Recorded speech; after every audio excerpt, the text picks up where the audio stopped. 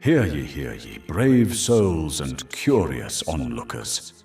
Gather round as the fires of fate crackle and the drums of destiny thunder across the Iron Realm. Welcome to episode 68 of our ever-unfolding saga, an odyssey forged in courage, betrayal, and choices that could topple kingdoms. It all began with a single spark in episode 1. And now, that ember has become an inferno. If you've only just arrived, O wandering soul, fret not. You've stumbled into the eye of the storm, but the entire journey is preserved. Every sword clash, whispered secret, and divine reckoning, waiting for you to binge with abandon. Each Wednesday night, our fellowship gathers at the sacred table, where imagination reigns and dice defy gravity. From there, the tale is cast into the production dungeon, where tireless trolls shape it with hammer and flame. And come Sunday, it rises anew, polished and radiant, unleashed upon the world via YouTube for all to witness. But lo, our reach stretches further still.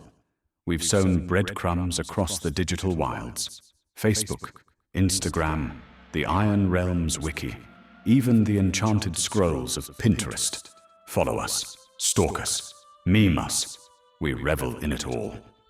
Now, before we descend into the abyss of tonight's tale, let us first honor the champions who will shape fate itself. When your name is called, rise from the shadows. Speak your first name, your character's name, their race, class, and level. Let the crowd know who dares challenge the Iron Realm tonight. First up, we have Bradley. Good evening. Yes, I'm Bradley, and tonight, for now, I'll be playing Kingfisher Blue, a level 7 Aarakocra monk, Wave the Open Talon, who's smarter than you, but that hasn't helped him out very much lately with his dice rolls. What was that? Next up, we have Ria. Hello, I am Ria. I am still playing Lomende. She is a level 6 elven rogue/ranger, and she's more than meets the eye. Next, we have David. Hello, my name is David. I play Q, a level 7 halfling cleric who is an agent of chaos, death, destruction, murder, and mayhem. Next, we have Allison. Hi, I'm Allison. I play Theo and Kat, a Kalashtar and Cat duo, rogues level 6. And then we have John. Hello, I'm John. I play Zechariah, a human paladin of the 7th level, completely devoted to the Alpha Bog. Alpha Za! And we would have Matt with us, who plays Talnar, a half-elf rogue, a thief, level 7, but he is detained at the moment with another project that he's working on. And our other player, Lisa, who plays Aaron Stonefell, an elf paladin wizard of the True Bog, Oath of Glory, would also be here, but she broke her arm earlier this week, and we wish her a speedy recovery. She has surgery tomorrow. We wish her all the best, and hope that both she and Matt are back at the table with us soon. Last but not least, I'm Chris. I'm your humble dungeon master, your narrator, your tormentor, your guide through chaos and wonder. Steel your hearts, ready your spells, and let the story unfold. Previously in the Iron Realm. Title: A Caffeinated Surprise Return. The battle continues. Lamonda from atop the cart. She marks her target and strikes with psychic precision, landing repeated sneak attack bursts and shifting Hunter's mark mid-battle. Her calm lethality helps drop multiple Cinder Nurses. Talnar leaps from the cart into melee, carving into a Cinder Nurse even as necrotic claws rake across him. Later, he dives through a window, rolls across shattered glass, and hurls a dagger into an ash wraith with rogue, sharp accuracy. Railpeck and his Toll the Dead shakes bones loose from burning frames, a devastating 24-point blast that nearly drops a cinder nurse outright. Theo and Kat move in practiced tandem, splitting enemy focus and delivering a massive sneak attack finisher that kills the orange cinder nurse. Kingfisher Blue attempts a stylish boomerang and claw combo. The boomerang becomes a stick, then redeems himself with a furious flurry of blows, dealing 27 points of damage in a single burst. Erin Stonefell slows the Ash Mother with Ray of Frost, shields Kingfisher with protection from evil and good, and keeps her shield ready as the front line burns around her. Q summons a towering guardian of faith that scorches any fiend crossing its threshold, then Kool-Aid Mans through a window to join the melee. Zechariah wielding the black ice spear, he becomes the Ash Mother's executioner, delivering multiple 20-plus damage strikes, resisting the Ash Mother's psychic howl, and ultimately triggering her final collapse. Then, with a shriek like burning lungs, the Ash Mother fixed Zechariah with blazing eyes and hissed, "He will kill you all!" Her body detonated into a cloud of ash that drained between the floorboards and vanished, leaving only one Ash Wraith servant still standing. Kingfisher ended it with a clean slash across the throat. The apothecary burned around them. The floorboards cracked. The air shimmered with heat and ash. The battle was over, but the night was not. As the smoke thins and the last embers die, the party steps out into Havenwood's cold night air, and the memory of the Saltine Keg's closure hangs heavy. But tonight, something changes. As the party approaches the Saltine Keg, a faint glow flickers behind the boarded windows. Not fire, but lantern light. A young man behind his counter sees the party and starts to cry. Then a familiar voice rings out. "Q, Talnar, well met and in the bar. Is Bronson Fitz? Join us to find out the new revelations as we go deeper into Whispers of the Garnet Moon, Episode 68. Good evening, fellow warriors. Hello! Oh, All hey. right. Welcome to Whippers of the Garnet Moon. That whole speech was a mouthful, and I was begging for water by the time we I see we fired the elves and hired the trolls back. That was a good financial move, by the way. Yeah, Yes. elves are expensive. Yeah, they are. Yeah. Yeah, they really are. You know, considering we spent 6 months with the elves, they were ready to go back to the North Pole and work with Santa for a while instead of working with us. So the trolls have not done too badly the last 2 episodes. So I count Except for the ourselves. spelling error, but that's all. Well, the spelling error was caught, and I'm glad of it. But welcome, glad that everybody is here tonight. I know that we are missing a couple of folks, but we are wrapping up the very beginning of this journey, and the stunner that we had back in November of the Saltine Keg actually being destroyed, and now finding out that that's not necessarily the case. As we talked about it last time, the hustle and bustle, there are people everywhere. This place is packed. And it looks like Todd behind the checkout counter, it seems to be the only staff member that is visible at the moment. And he is emotionally not compromised is the right word for it, but he's very excited to see all of you as you walk in. Although part of him is probably going, "Oh gosh, more people, party of what, 7?" 7+. That's a big party to have to move tables around and bus yourself and cook and clean and everything else. So Not to mention the giant dog outside. there, yes, and the sheep, which you better be careful because he may end up becoming an entree if he's not careful.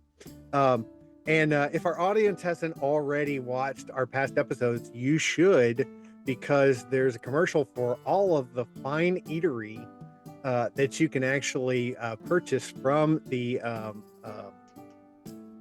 Saltine Keg, any of their locations, as well as you can have home delivered to you via one of our. Well, literally, he means virtually. You can't actually buy food. Yeah, not in real life. If you really want to go to a Saltine Keg, you will need to figure out what the Saltine Keg represents, and then go to that restaurant and be a patron of that restaurant. So we do not work with them directly. Highly recommend the cornbread. And their biscuits. And their biscuits, as long as they do butter and jelly. So, now you're making me hungry. And fresh off the skillet.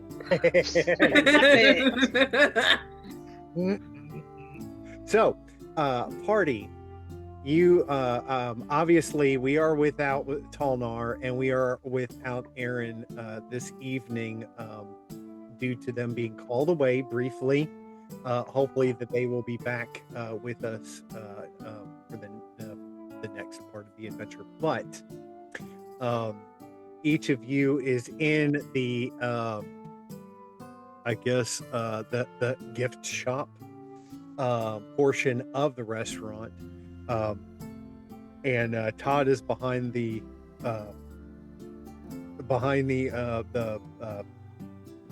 cashier's table. So up to you what you guys want to do.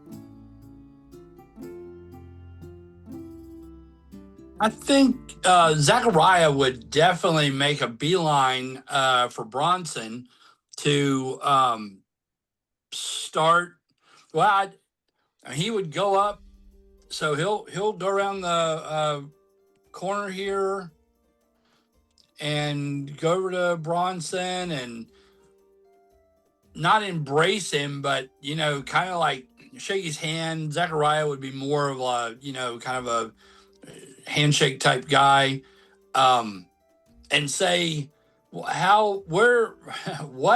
happened? How are you alive? How are you here?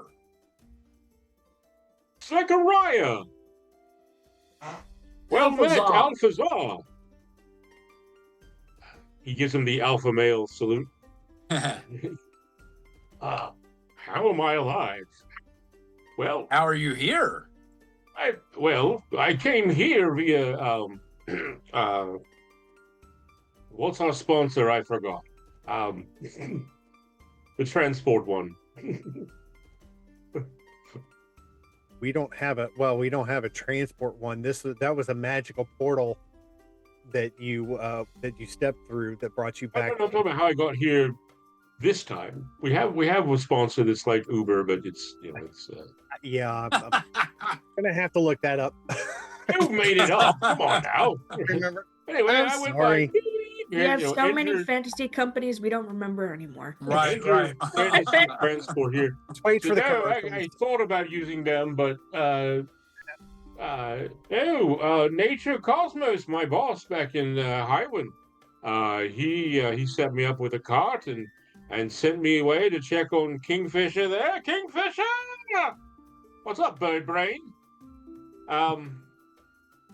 Because I got some missives from Skyquill that Kingfisher was in trouble. And the last one I received was that they were headed towards the Saltine Keg, and I thought, well, I haven't checked up on Todd here in a while, and I thought I'd come see how our profits were doing. Talnar, you're gonna like it. And so yes, I've been helping. Have I been helping Todd? Yes, I have been helping. But no, I came to see the party and help Todd and get our affairs in order. But Kingfisher made a really good pitch to our boss, and from what I've seen, excellent idea. That's why I'm here. But as to how I disappeared, when the Medusa approached Ileana and myself, um, we were both apparently turned to stone, but at the exact same time, we were transported back to Highwood. It was odd. I don't know what happened to Ileana, but myself, I ended up back with some familiar folks, and I went back to work for nature at the apothecary, and rejoined the Highland Guard, and every once in a while I could look. I had to think about it, which is hard for me. I could look and see outside the eyes of the statue. I was able to talk to Kingfisher. I was able to see various things, one position still, but so I tried to keep up talking to passersby about what was going on in Ephraim, but no, I made haste, and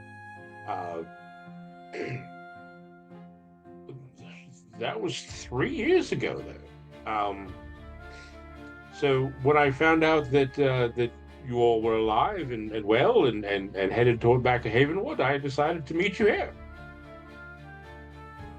This is fantastic. This is great. We we weren't sure what had happened, and obviously we thought that we had left you there in the bottom of that monastery. I would have done the same if it were me, so no worries. Well, we actually found the astronomer, Relpak. In fact, he's here, over there in the corner. I point, over to him. Fascinating character is about the best way to describe him. And we essentially, as far as we know, we were able to solve what was going on, and now we're trying to get him back to his home. All right. And come meet the rest of the party. Tall I know. Q I know. Who is this vision of beauty? Aaron Stonefell. Well, hello. I heard you're a fan. And who are these? Well, this is Lemon Day and Theo and Kat. It'd be a good idea if you guys actually went into the other part of the restaurant. Yeah, here. Yeah. instead of being halfway across the room or halfway across the building. But Bronson, you have the ability to move your character. Just so everybody is aware, Skyquill is the messaging service that services the entire Iron Realm. And Realm Rider is actually Rider. That's how I am. One of the companies here in the Iron Realm that can transport folks back and forth depending on what they need. So, all right. So obviously, Aaron and Talnar, if I can get it to work, they will actually be leaving to do their business or whatever they have to do. So they bid themselves adieu. So the rest of you can talk with Talnar, with Bronson.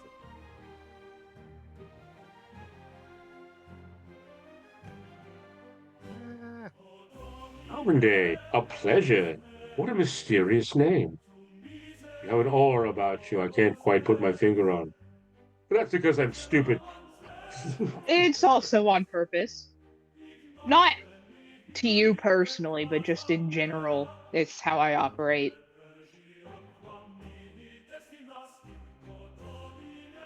I understand. Sometimes discretion is a must.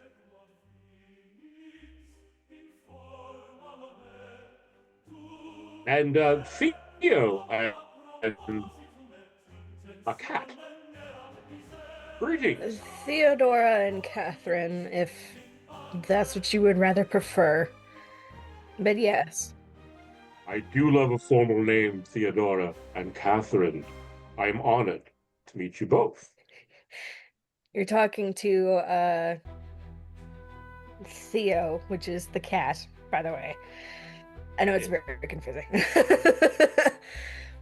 I said, honor to meet you both. I'm not sure which one to talk to.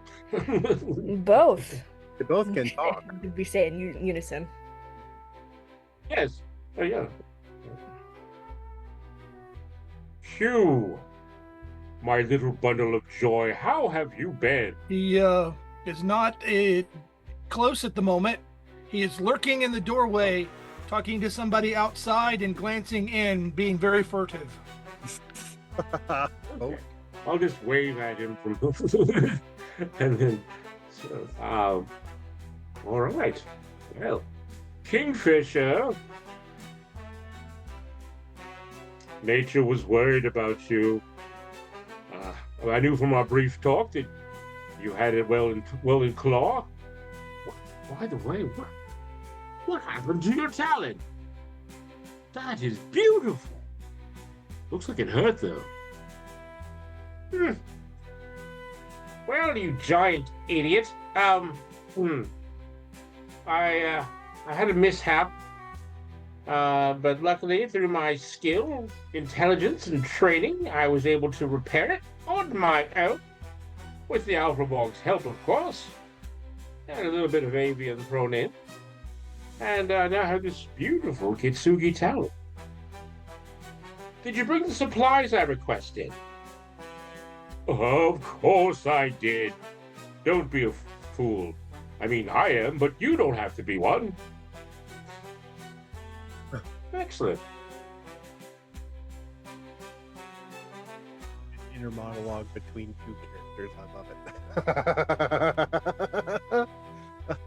Todd rounds the cashier's portion and puts out a hand and shakes everyone's hand, bows to the ladies, and says, please, we have plenty of tables, plenty of room. Come have a seat. You can have some food, and I can bring you up to speed on what's been happening with the with the saltine keg. And of course, why? Yes. Zechariah says that as we all start to get around, I either get Todd's attention or someone else's, and I'll say that I want to buy the first round of food and drink for all of us. And he obviously looks at you and says, no. You don't pay a dime when you eat here. You own the restaurant. You do not. You don't pay. I don't believe I don't believe I own anything. But I will take your generosity, or that's fine. Relpek is the first one to go in and to sit at the table and begins to start devouring a roll immediately. Oh, such fine wares, such fine wares. Oh, I love such fine wares. He obviously recognizes the restaurant, looking around, realizing, the coziness of this place feels like home, and he is home. I mean, this is his establishment is on this street further down the road. His nephew has worked here off and on when not working in the not working with him in his abode. So everybody else is more than welcome to sit at the table and eat. There is plenty of food.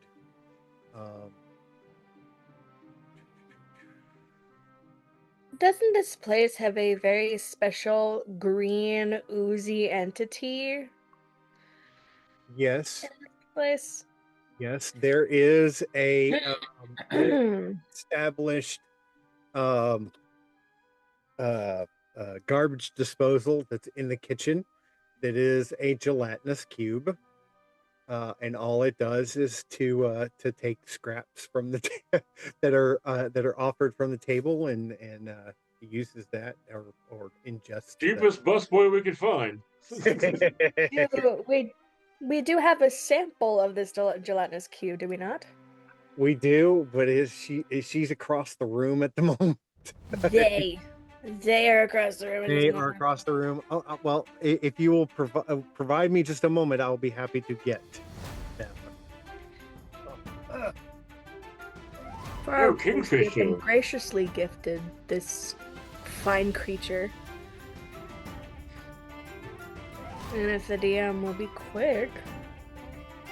I'm sure you wanted to know, Kingfisher, but I managed to complete my collection of every Casper issue ever published. Well, who gives a crap? I brought all the supplies you wanted as well. Now that is good news.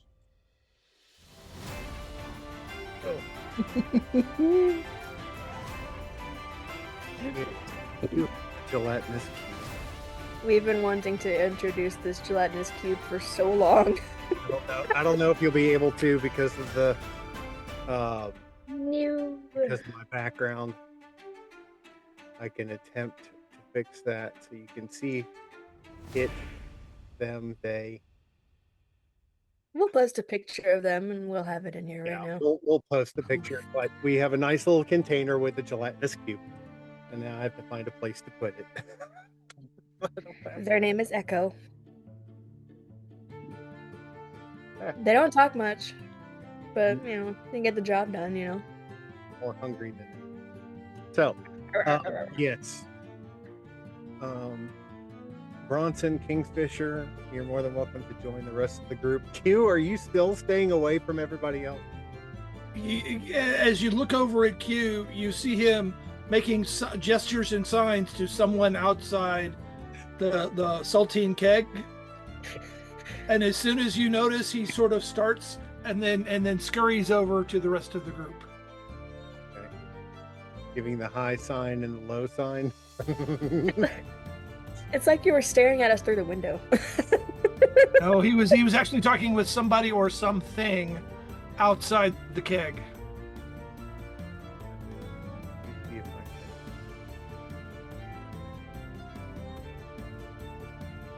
Bear with me just a second.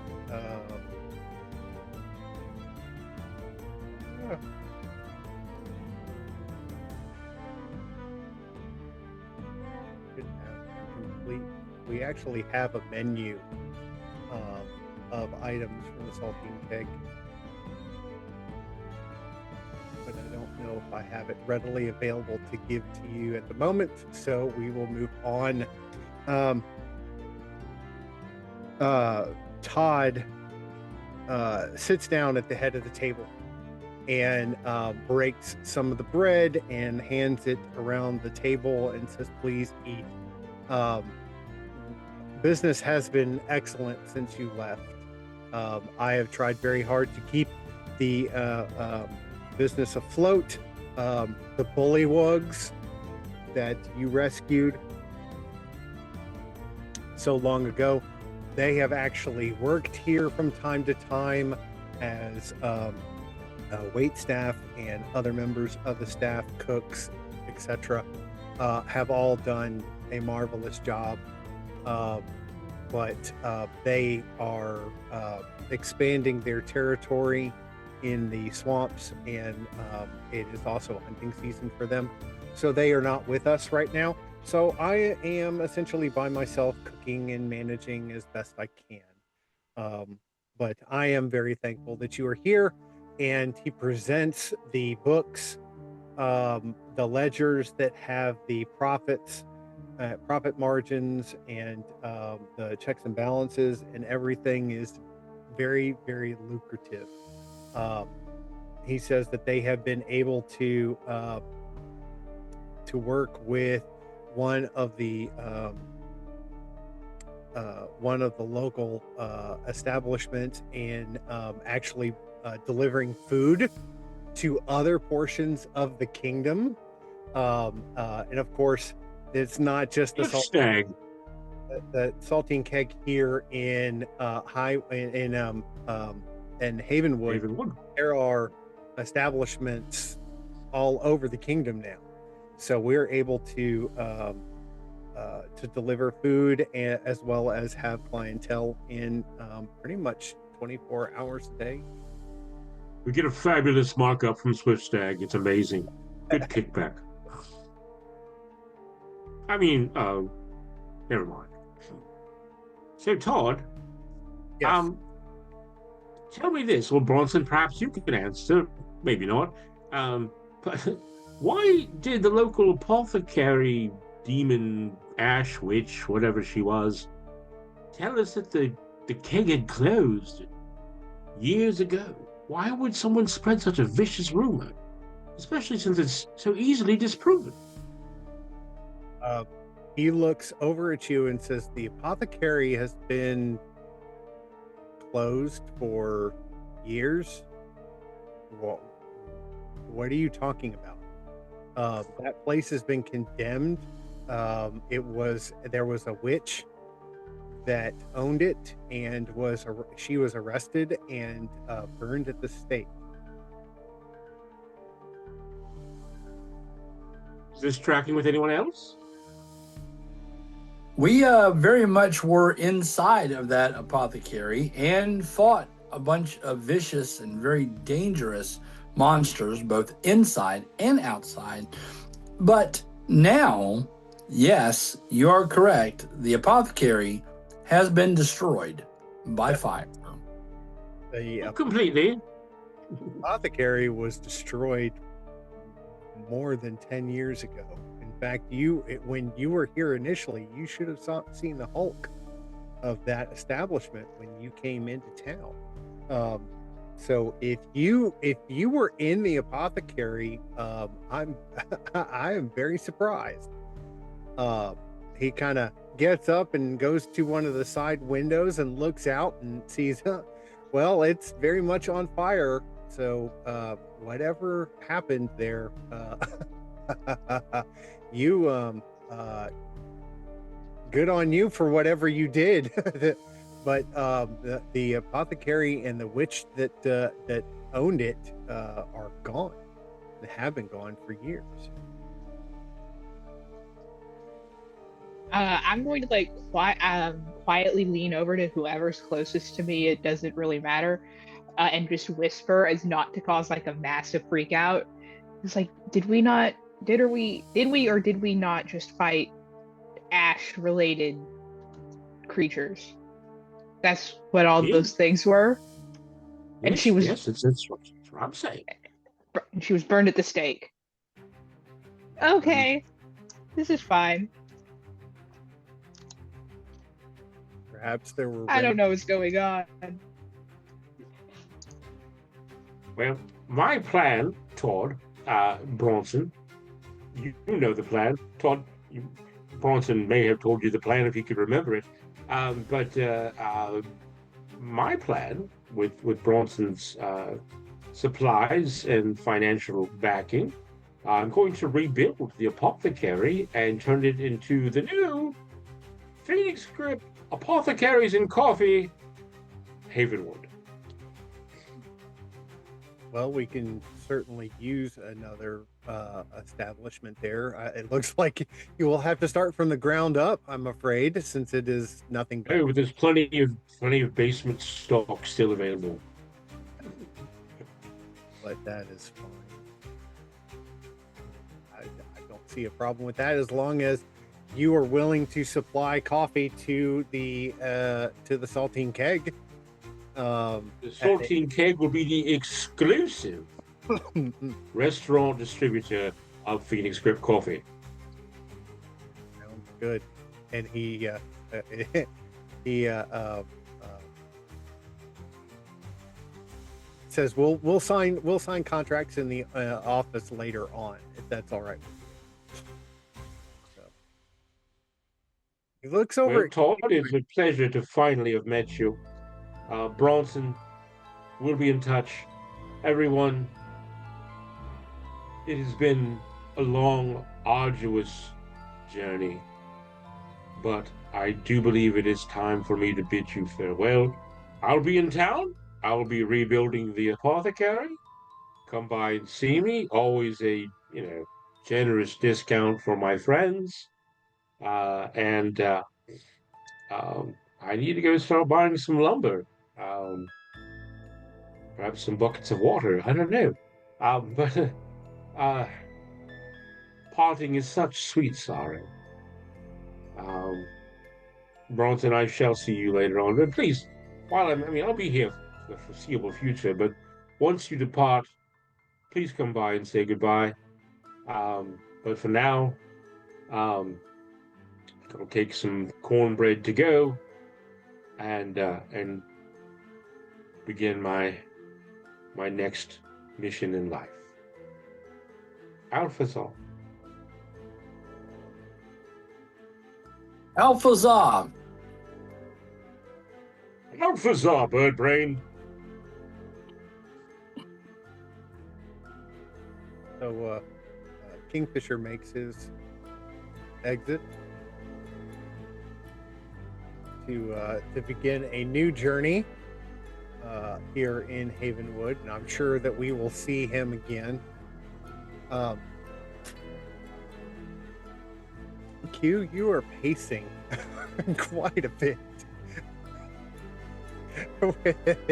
within the restaurant, and Todd notices it and looks over and says, we have plenty of candies and other sweet treats in the gift shop. If you would like some, you're more than welcome to it. If it will perhaps calm you down a little. When Todd talks to Q, it startles him because he's been looking at the same picture on the wall from different angles over and over again. And in his startlement, he drops the picture, knocks it off the wall, and steps on it, grinding and destroying it. Oh no. Obviously, I'm not exactly sure which picture that is in the saltine keg. Next time I'm in, I will have to look around and see if I can find the picture that you're talking about. He picks up the fractions, brings it over to Todd, who identifies it as a group shot of adventurers, where several adventurers in the middle of the shot are now completely unable to be determined. Oh, okay. Q apologizes a lot, and says that he's very sorry for what happened to the photo or picture, painting, etching, line drawing. Yeah, the line drawing. Charcoal. Done with stick and charcoal or ash. But Todd says, yeah, I'm sure that one of the other establishments within the kingdom will have another copy. We can always get it reproduced if necessary.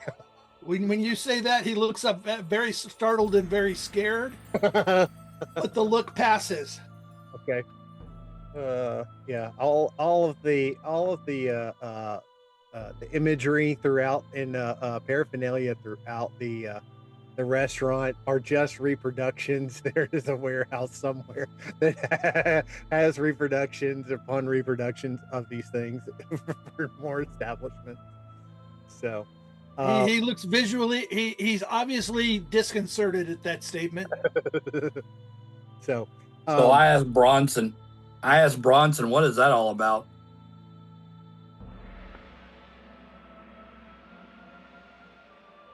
I think Bronson has stepped away at the moment. It was just an accident. I didn't mean to. A bard comes over to the fireplace and starts to play his instrument. And you see other patrons start to clap and throw coins towards the fireplace where the bard is, kind of livening the mood, as well as just giving the people something to listen to instead of just sitting and eating their fare. Todd it mentions that Havenwood itself has grown quite a bit since the last time that you were here. It has expanded its boundary, and there have been other adventuring parties that have passed through town, none with the same reputation or the fortitude of your party.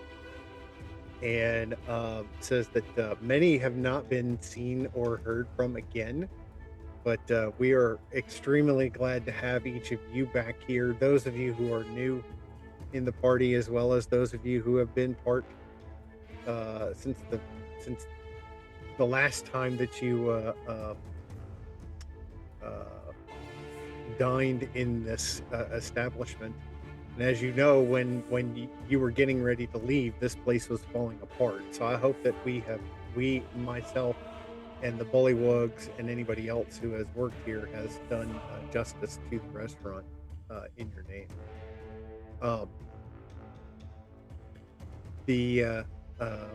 So at this point, the party has the opportunity of eating and relaxing and enjoying your time. If you decide to purchase anything from the gift shop, you can do so.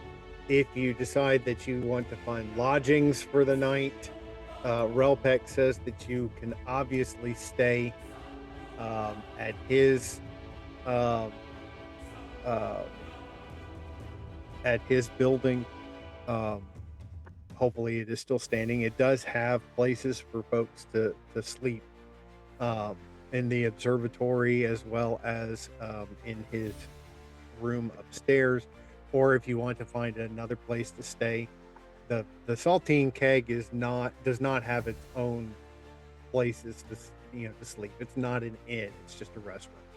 So and then in the morning, if you want to, you can come back for breakfast, or if you want to stay the entire night, since this is open 24 hours, you can stay and have breakfast anytime that you want, whatever you want to do. Zechariah asks Relpek do you want me to escort you over back to your tower? Well, I don't have a tower. I have an observatory, which is part of my house, and another warehouse that connects it, that I own, and is established by the royal house. Since I am the royal astronomer for the kingdom of Esterag, I can my home is free for me to stay. I don't, and since we're in town, the likelihood of me being kidnapped again, especially by another raving mad group of cultists, is very low. Okay. I do appreciate the offer, but I'm planning on staying with y'all for the time being. Not only have I enjoyed your company, but who's to say that you won't need me later on, or I need you later on?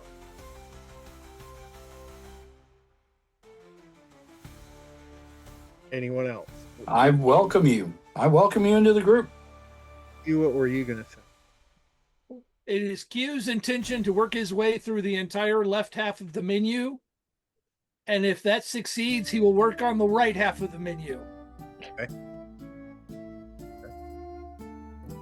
Theo and Kat are kind of just resting for the moment. They're currently talking between themselves. As of this moment, though, in hushed whispers.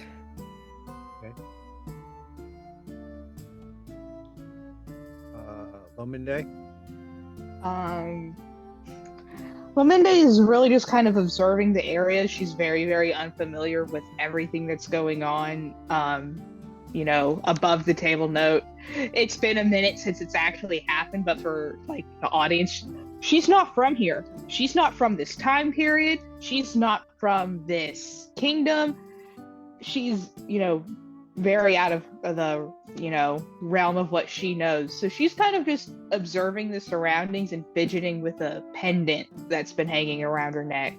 Not really talking, just looking around, maybe looking at the menu, putting it down, picking it back up, not really deciding. Playing with the little peg game on the table. Exactly.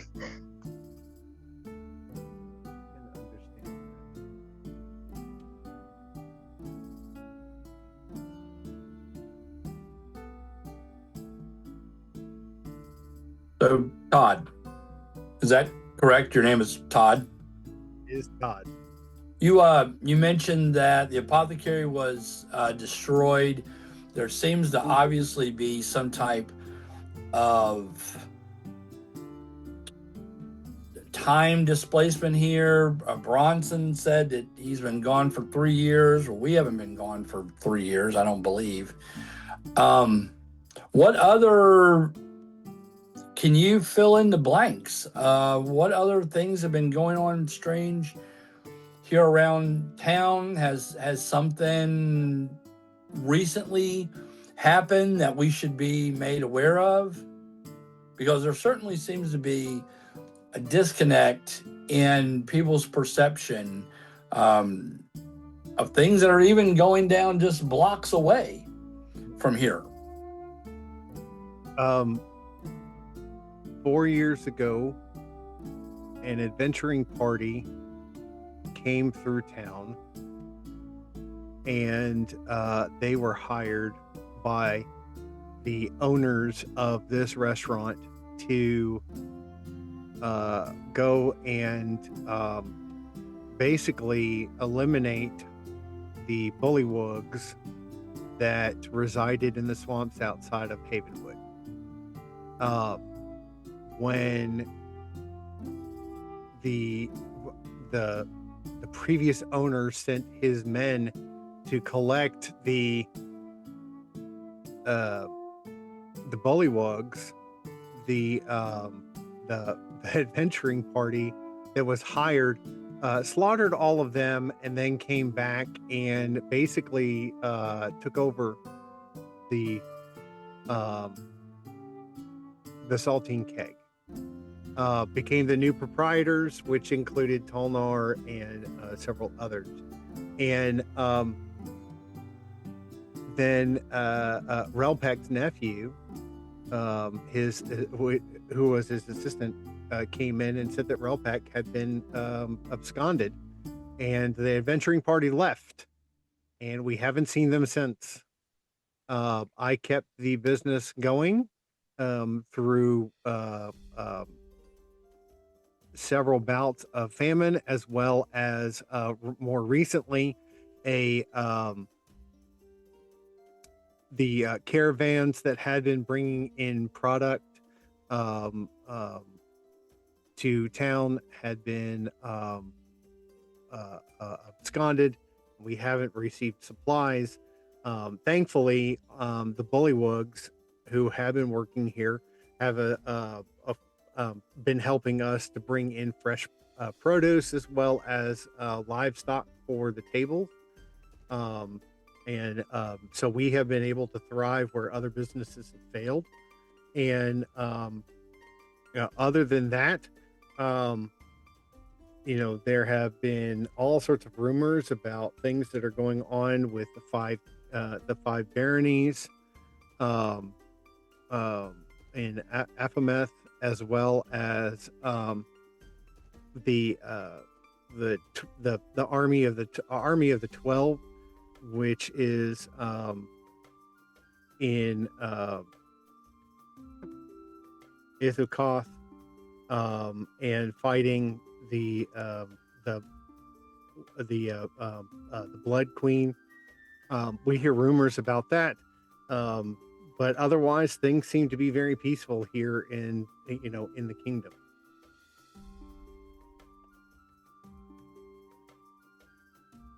Bronson, do you have any idea why Q decided to destroy that picture? I don't have a clue about much of anything. Q, is kind of a wild card. That he is. First, You are correct. when we first met him, naked, wielding a meat cleaver, and he's been weirder ever since. But I consider him a friend, so if he had a reason to destroy that painting, I'm sure it was a good one. It was just a simple accident. I'm sorry. Oh, I believe you, Q. Good. Don't you fret. Considering the burning apothecary, I think that's some of the least significant property damage we've committed in the past little bit. Yes. But did you really do the committing of the? Well, we facilitated it at the very least. I think, as the DM, I would have to say that it was more of her burning down her own establishment rather than you guys doing it. You were just defending yourself. I'm sure you'll be blamed for it, though. That is very true. That is very true. Especially considering Todd's story of the place has been abandoned for years and the witches are dead, so who else could have done it but you guys? Yeah, it's all your fault.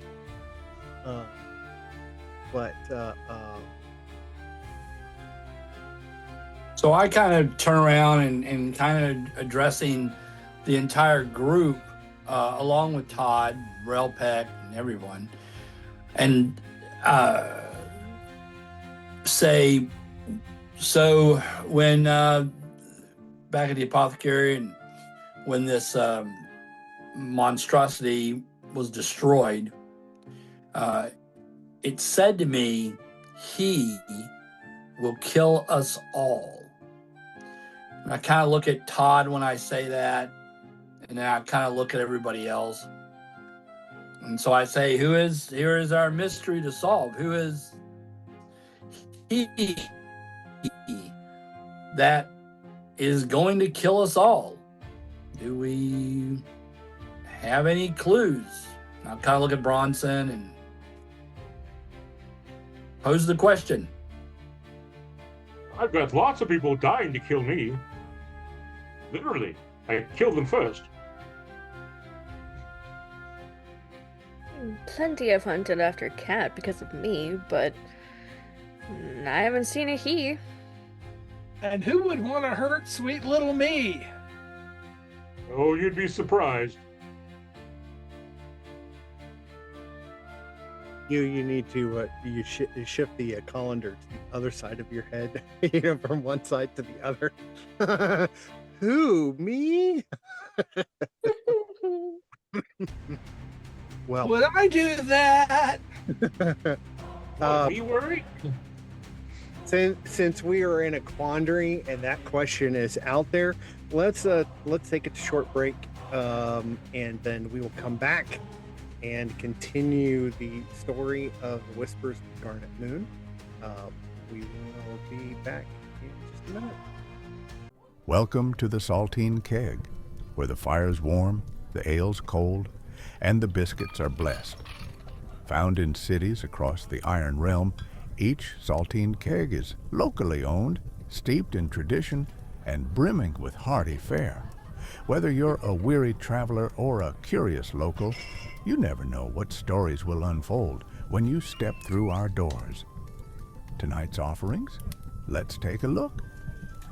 Hearty suppers and platters. Sink your teeth into the hunter's roast beast, slow-roasted venison or boar with root vegetables and thick gravy. Or try the fried fowl and tater wedges, crispy chicken thighs paired with herbed potato slices. Feeling nostalgic? The shepherd's pie of the southern marches brings ground lamb and mashed turnips together in a golden crust. For something sweet and savory, the smoked ham haunch with honey glaze and stewed apples is a crowd favorite. And if breakfast for supper is your calling, the Barrelman's Plate delivers eggs, sausage, fried cakes, and roasted mushrooms. Each entree comes with your choice of 2 sides: butter-steamed greens, stone-milled corn mush, honeyed carrots, crisped tater discs, or the pickled root medley. Breads and biscuits. Warm your soul with flaky buttermilk biscuits, golden corn cakes with honey butter, or a rustic loaf of hearth bread. Sweet finishes.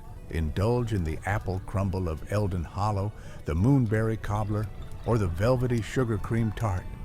Each a spell of sweetness to end your meal. Tankards and draughts. Raise a glass of barrel-aged ale brewed by dwarves deep in the mountain halls. Or sip on sweet cider, goat's milk, or enchanted spring water drawn fresh from the well. The Saltine Keg, where stories simmer, laughter echoes, and every bite tastes like home. Come hungry, leave mythic.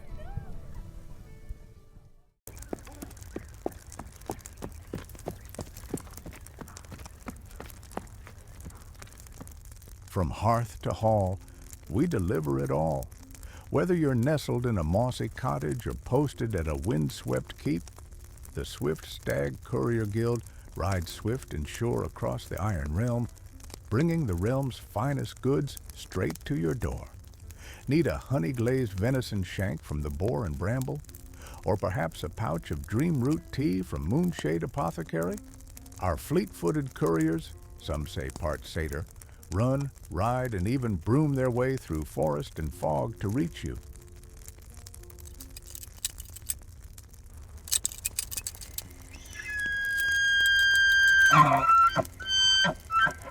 From enchanted combs at Velvet Antler Emporium, to cinnamon knots fresh from the Soot and Spoon, to wax-dipped candles and ink vials from Glimmerwick Provisions, we partner with the best, so you never go without. Deliveries within 5 leagues of any major town or guild outpost. Rush orders, just 1 silver more. But beware, dragon sightings and magical storms may cause delays.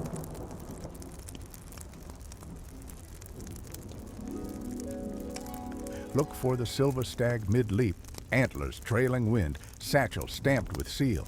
That's Swift Stag, because when the realm needs a runner, we don't walk, we leap.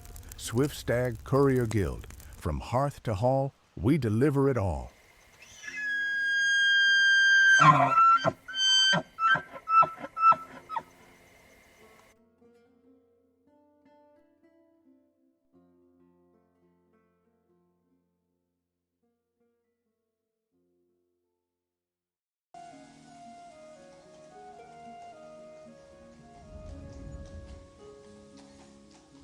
In the Iron Realm, every journey begins with a choice, a path, a steed. From mossy glades to gilded towers, Realm Rider Transit Guild carries you swiftly, safely, splendidly. Choose your pace, a donkey for the rugged trail, a carriage for comfort and charm, a skyborne dirigible for those who dream above the clouds.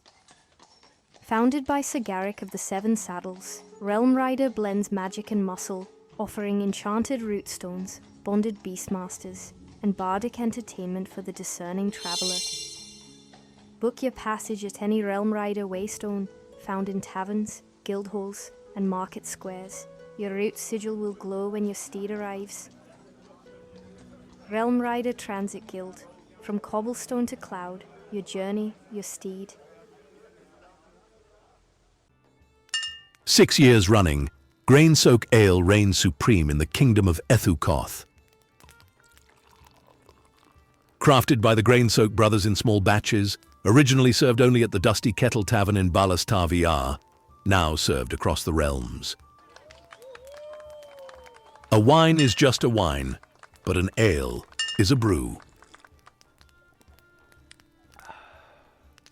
Grainsoak Ale, Now served across Ethercoth and Asterag. Not sold in Aphormouth. Drink responsibly, not suitable for halflings, gnomes, or fairies. The question was, what exactly has been happening for the last 3, almost 4 years since you guys have been away? Todd has kind of given you a minuscule capsule of everything from his limited point of view. That things seem to have been going and rocking and rolling along. The establishment has been working its butt off, and seems to be doing well. So the party has a lucrative amount of gold that can be used within reason, of course. Bronson, you were originally a part of the party from Ithacoth, correct? Yes. In Highwind Keep. So Yes. that party still has the the lucrative funds coming in from their seaside village and the pirate the pirate ship that they have been utilizing for Yes, and Captain Biff has been. Captain Biff. I'm rolling in it. Yeah, Bronson's not doing too bad as far as funds are concerned. But anyway, so what does the party wish to do? It is late at night. It is not middle of day. So if you decide you can stay here and they can, Todd can kick out the patrons for the night, or if you choose to wander the streets aimlessly trying to find not a tavern, but an inn to stay in, or Relpec has offered his place if you would like to crash, or if you would like to kind of just roll through it and say that you are back here at the Saltine Keg the next morning. You can certainly do that. It's up to the party.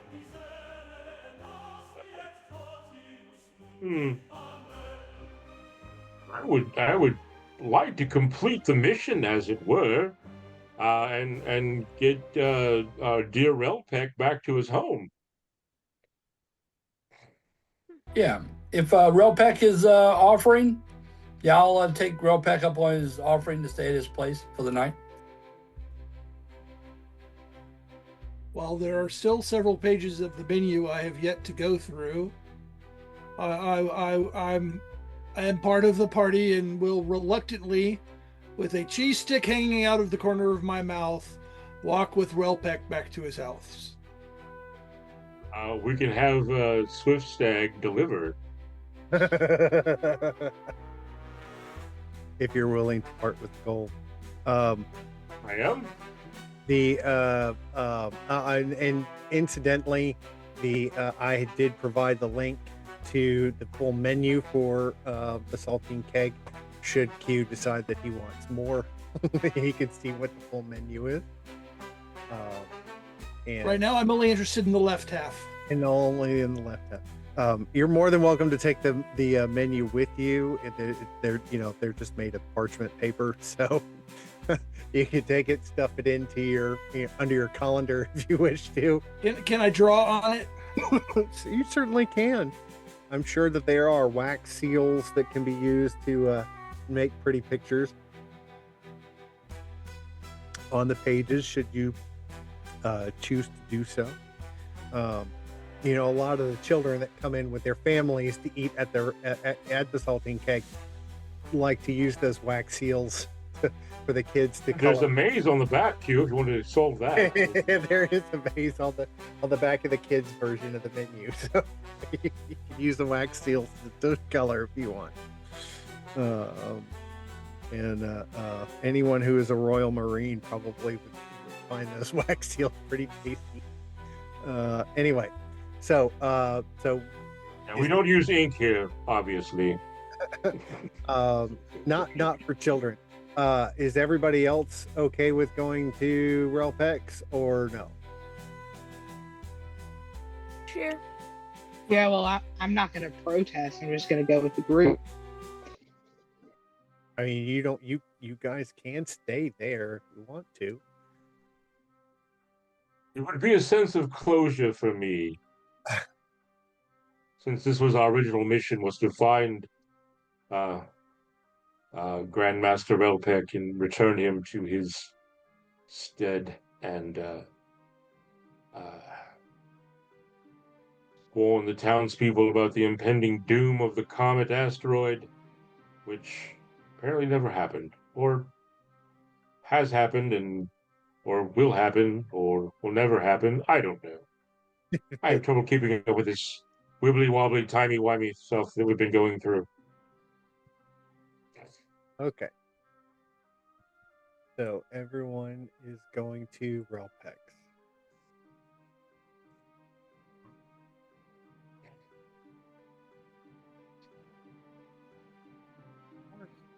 Be really. Oh, I see you use the old avatar, not the new one I sent. Oh, that's fine. I apologize. I'll get the new avatar. It's all good. It's all good. They're both excellent. Later. One was a paid commission artwork, and the other one was a slightly altered AI version of the original paid artwork. So the original is fine. If you'll send it to me again, I will make sure that it gets taken care of. It's in the Discord chat. Okay, thank you. Okay. Bear with me just a second as I transition us over to Relpex House. No. I didn't. Okay, there we go. I was like, hey, you're supposed to go. You're not supposed to stay.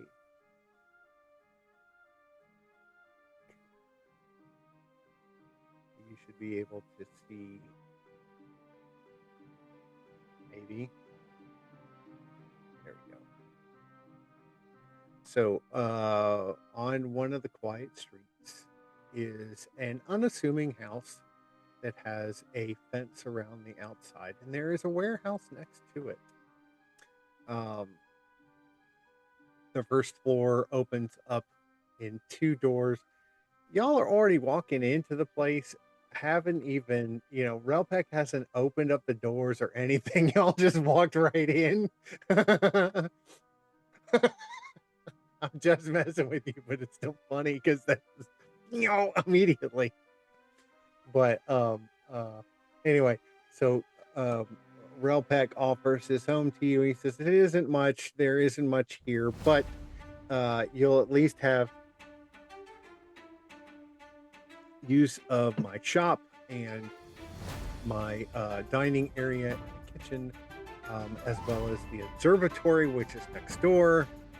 There are rooms upstairs. I would venture to say that your sheep and your dire wolf will want to stay in the warehouse next door, but please come in and enjoy your stay. Or you can be in the backyard too. That's fine. There's lots of green grass. It's actually grown up quite a bit, so he might enjoy being able to. But the front room where everyone is entering into has bookshelves lining the walls, as well as a very nice fireplace. There is a bar with stools and bookshelves available through the door just to the north. Where Bronson is the kitchen with the stairs going to the second level, where there are rooms. When Relpek actually enters, he kind of gives a shudder, remembering the ordeal that he went through to be, or when he was in this place last. There is a fine coating of dust on everything. It doesn't appear that his nephew has been dusting as well as he should, but at least it's comfy and cozy, and y'all can rest for a period of time. The kitchen is all the way to the back behind where Bronson is, and there's a storage room that's got shelves with books and other paraphernalia. A lot of what he offers deals with the stars, deals with astrology, astronomy, and he's got rolls of scrolls and other things as well.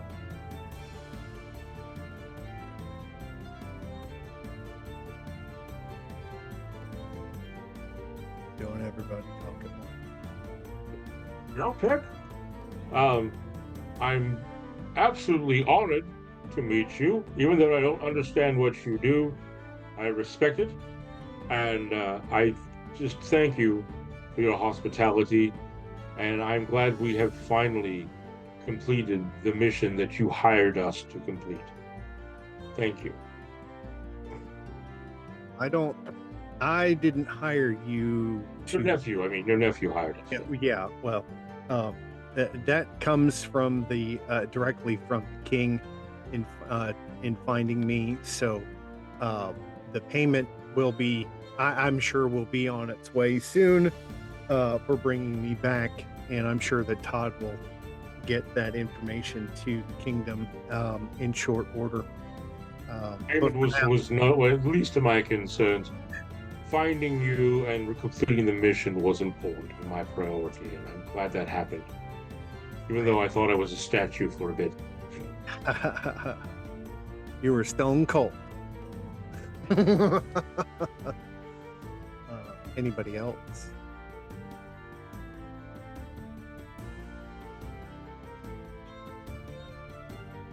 I'm just content to hang out in the observatory or the conservatory or the garden room or the sunroom, wherever it is I actually am. This is actually where there's actually a sunroom. There is a glass ceiling. It's almost like a garden nursery with a pool and candelabras throughout the room. It looks out onto the back garden where trees are and stones and grass, and of course you chomping away. I must object to the glass ceiling. Women should be equally to men. Not exactly what I meant. Yes. In the Iron Realm, everyone is equal. Except for the monsters. They're not equal. They get paid 75%. Monsters are like tissue paper, soft and disposable. Except for our production dungeon trolls. They are... Well, I use only the finest linen handkerchiefs.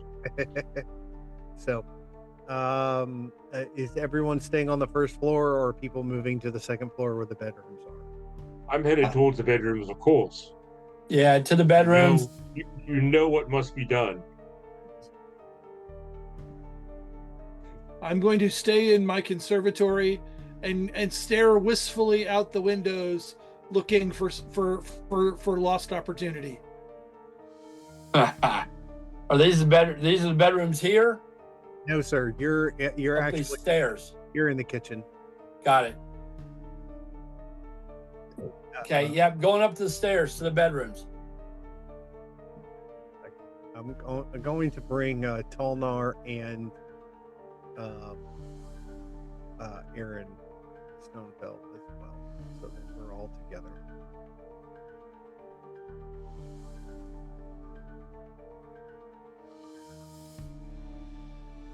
Moment while I get you situated.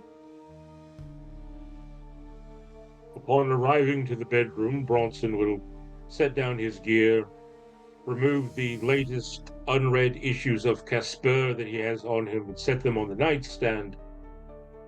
And then, first checking for stability. Jump on the bed. Jump on the bed. None of the rooms are actually furnished. They're straight floor. Mainly, he was using this. This was a facade for the general public, and was also using it to kind of throw off the cultists. I see. And those of you, I think, Bronson, you and Talnar would have been the only ones who would have remembered this, because the back room had a crawl space that was covered in debris, so nobody knew that there was a crawl space into the warehouse to the second building. It's covered in French cheese. No. Oh, wait, oh. Not French cheese, but the rooms are the small rooms, checkerboards, as well as the room that's got like a straw floor to it where Talnar is standing. Is that Relpek's room at the top? Relpek's room is in the warehouse to the northeast. Well, in that case, If you choose to go over there, you're fine. That's fine. I'm trying. There is a bed. There are a couple of beds and other stuff. So, but you all have your equipment that you bring with you that you're carrying for sleeping. So you have your bedrolls and things like that, so you can sleep with those, depending on what you want to do. Okay, so what do the rest of you decide to do? Well, I don't know why, but I was left downstairs for some reason. Oh no, I'm sorry. How did you get left there?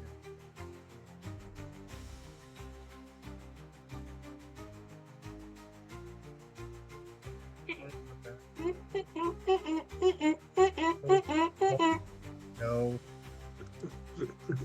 No. Okay. Cat, you should be there. All right. So I'm going to put Ulnar in a room, Aaron in a room, Relpek. Stay here. He's used to being on the floor. And Zechariah, what are you going to do?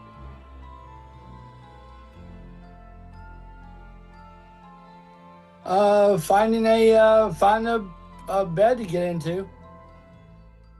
You may end up having to sleep right where you are, unless you decide to Okay. go into the warehouse and then go down the stairs to the observatory. That's fine. I'll just pull up a piece of this wall here. Okay. So, does the party wish to do a short, long, or full rest? an open day. Are you going to sleep on that crate or? Well, I'm assuming I have like a sleeping roll or something. Yeah. That I can just lay out on the ground. Aaron is in a perfectly large bed there that you could share. I mean, That's not Aaron. That's me. That's Theo and Cat. oh, I'm sorry, Theo. Oh, okay. Put your glasses on. That's why I chose the small one. I figured you. Okay.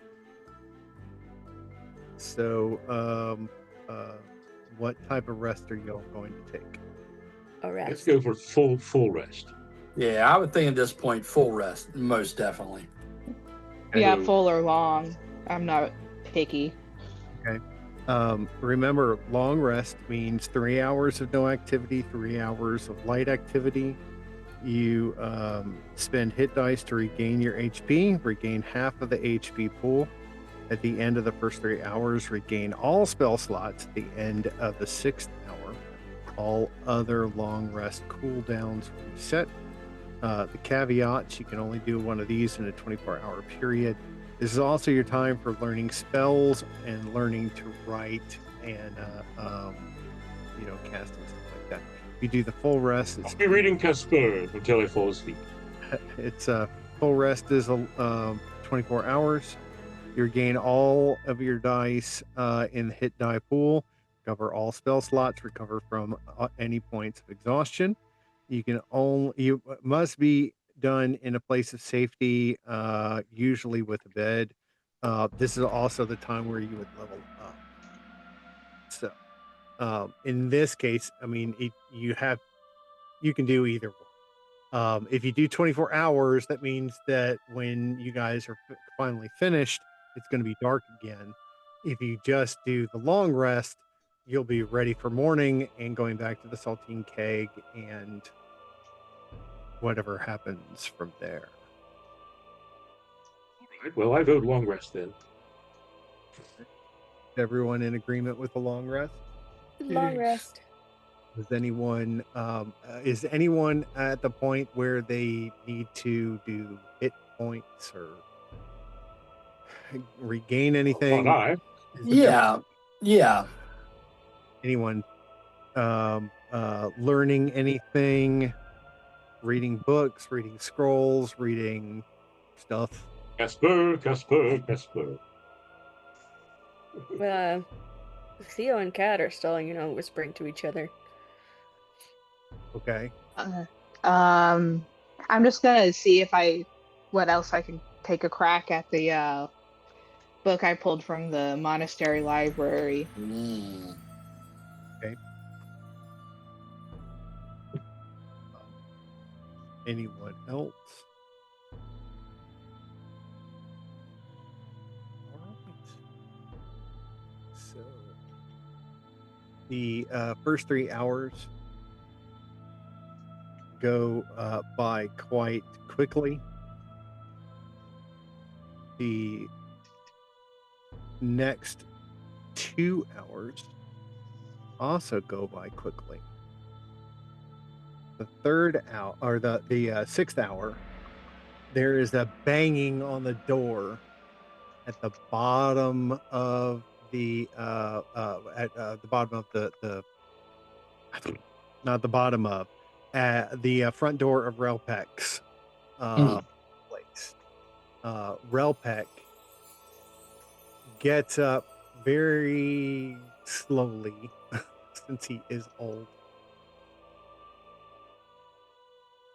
And I gather my short sword and stand behind the door and let Relpek answer it. okay. Yeah, and Zachariah would follow Relpek down to the door also.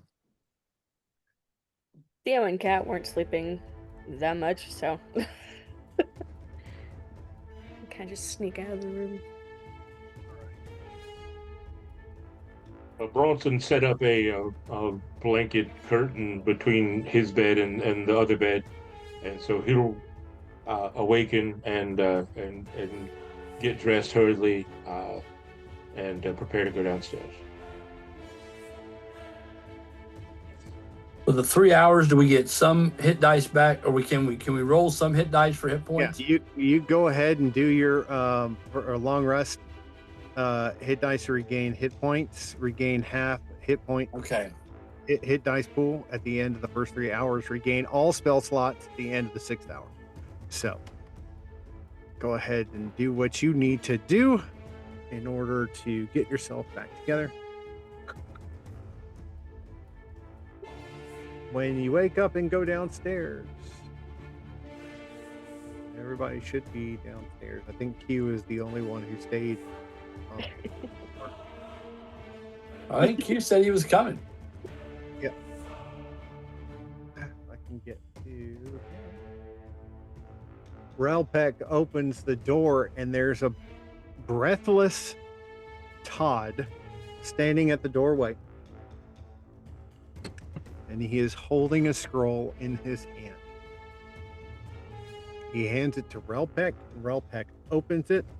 Todd kind of collapses to the ground with his back against the door and says, in through breaths of air, says, "This was stuck to the front of the saltine keg door when I arrived this morning. There was a dagger stuck into the door, and a scroll was attached to it." Oh, that old chestnut.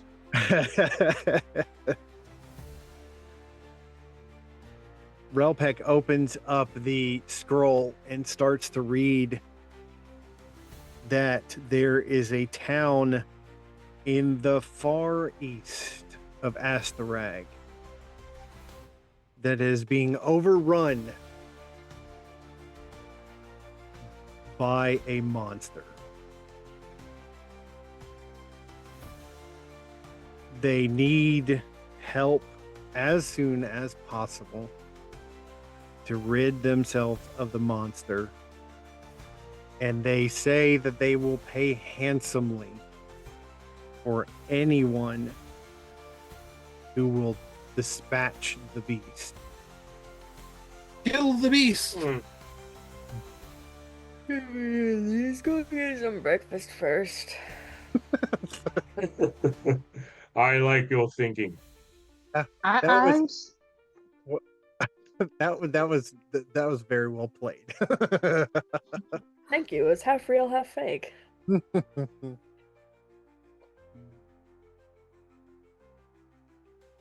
Okay. All right, Todd. We'll have some breakfast, and then we'll be on our way to slay the beast. Kill the beast! Does this not feel like a trap to anybody else? Oh, obviously, yes. Okay, as long as we're in agreement. If this Should we- is on an Akbar level of obvious trap. This seems like a basic cry for help. Let's get our breakfast to go, and leave post haste. I'll miss you, bed. I'm sure that there will be other places along the way that you will be able to lay your head without it being on a bedroll and you're using your your tunic as your pillow and the stars as the blanket that you're covered in, or rain depending on the day. So Been staying at Todd's, so the bottom of the scroll says, "Please help," in a scrawling handwriting that doesn't look anything like the rest of it. It says, "Please help us, the villagers of Watercrest." Okay. Watercrest? Watercrest. Oh, crest, all right. Watercrest. That old chestnut. Oh, wait, no. So is everyone in agreement that we're going back to the saltine keg?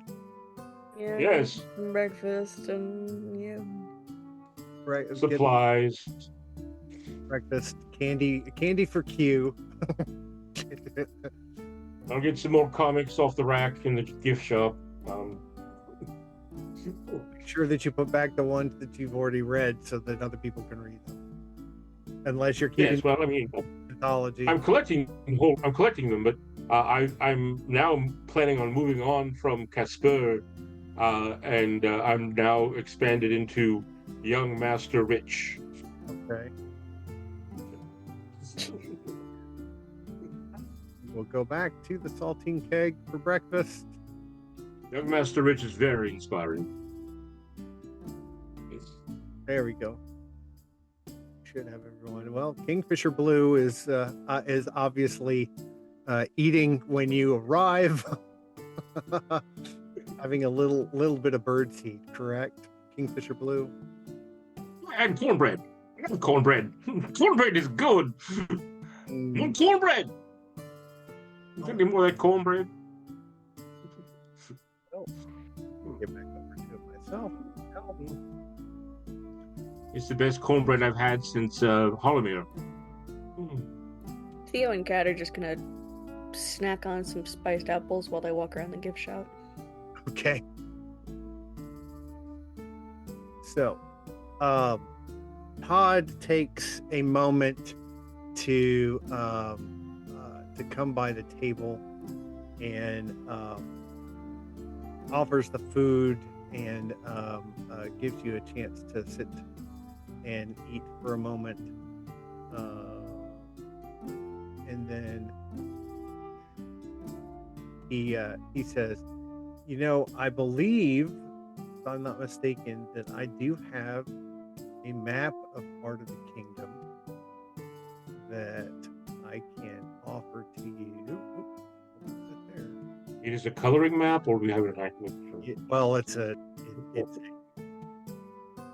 no, it's not no, it's not a kid's coloring map. Let's put it that way.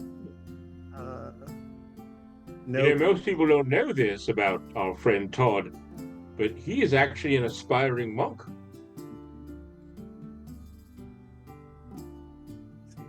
So he is not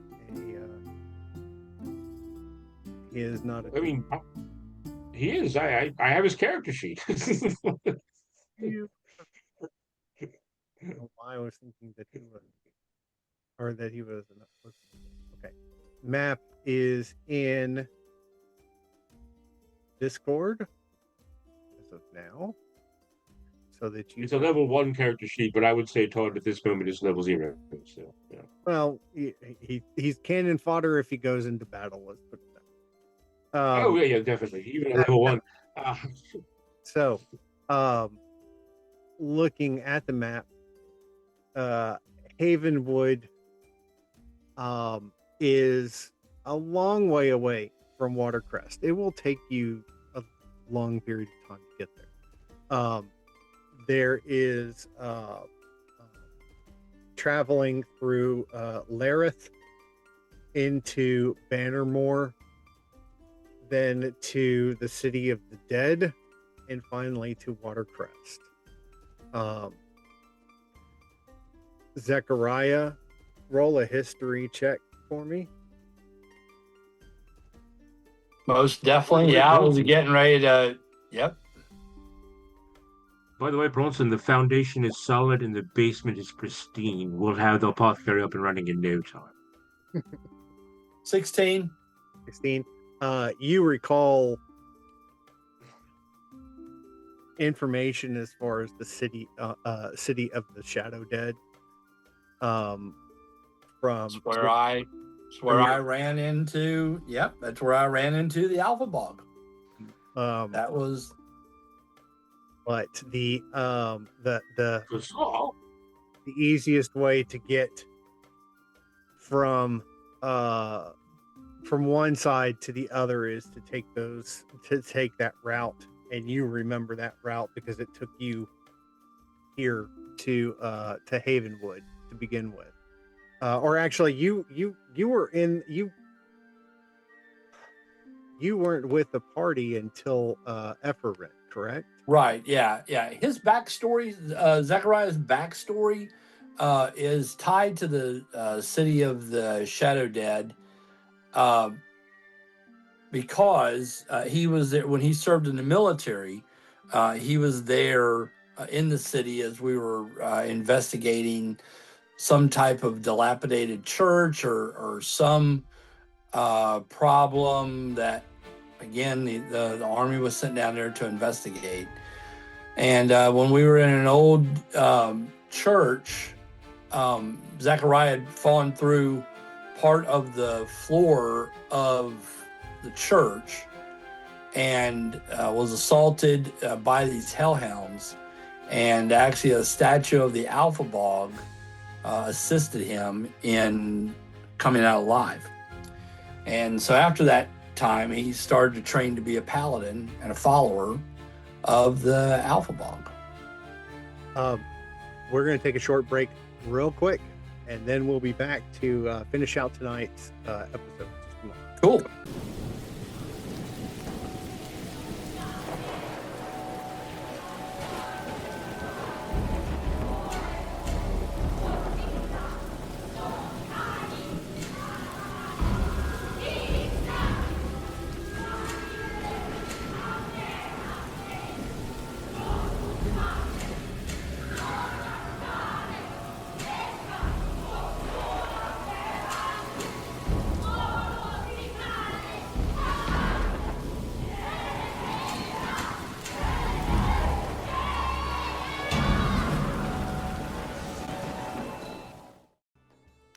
Six years running, Grainsoak Ale reigns supreme in the kingdom of Ethukoth.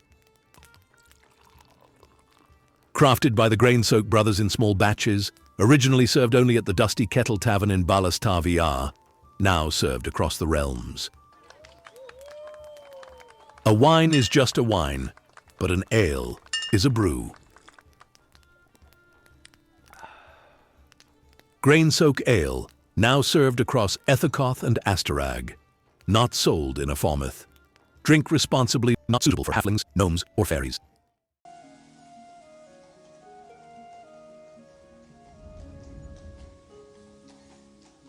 In the Iron Realm, every journey begins with a choice, a path, a steed. From mossy glades to gilded towers, Realm Rider Transit Guild carries you swiftly, safely, splendidly. Choose your pace, a donkey for the rugged trail, a carriage for comfort and charm, a skyborne dirigible for those who dream above the clouds.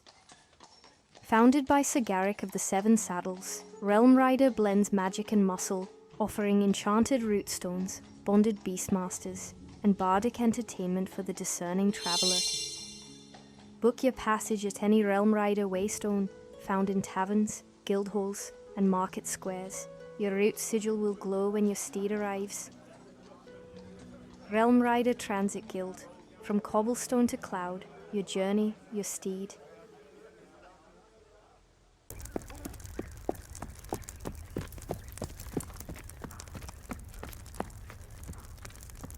From hearth to hall, we deliver it all.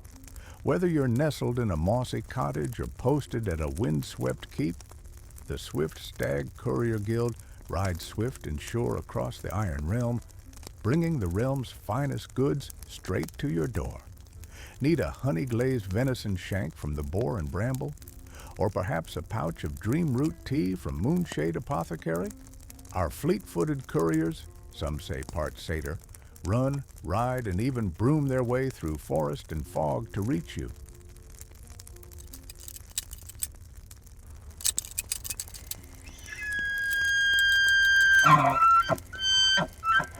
From enchanted combs at Velvet Antler Emporium, to cinnamon knots fresh from the Soot and Spoon, to wax-dipped candles and ink vials from Glimmerwick Provisions, we partner with the best, so you never go without. Deliveries within 5 leagues of any major town or guild outpost. Rush orders, just 1 silver more. But beware, dragon sightings and magical storms may cause delays.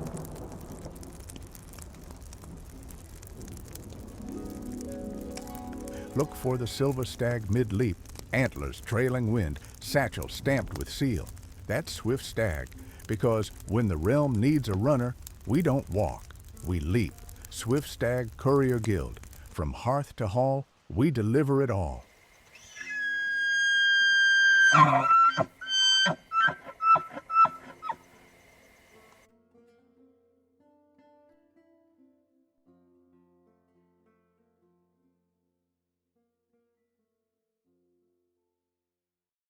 Welcome to the Saltine Keg, where the fire's warm, the ale's cold, and the biscuits are blessed.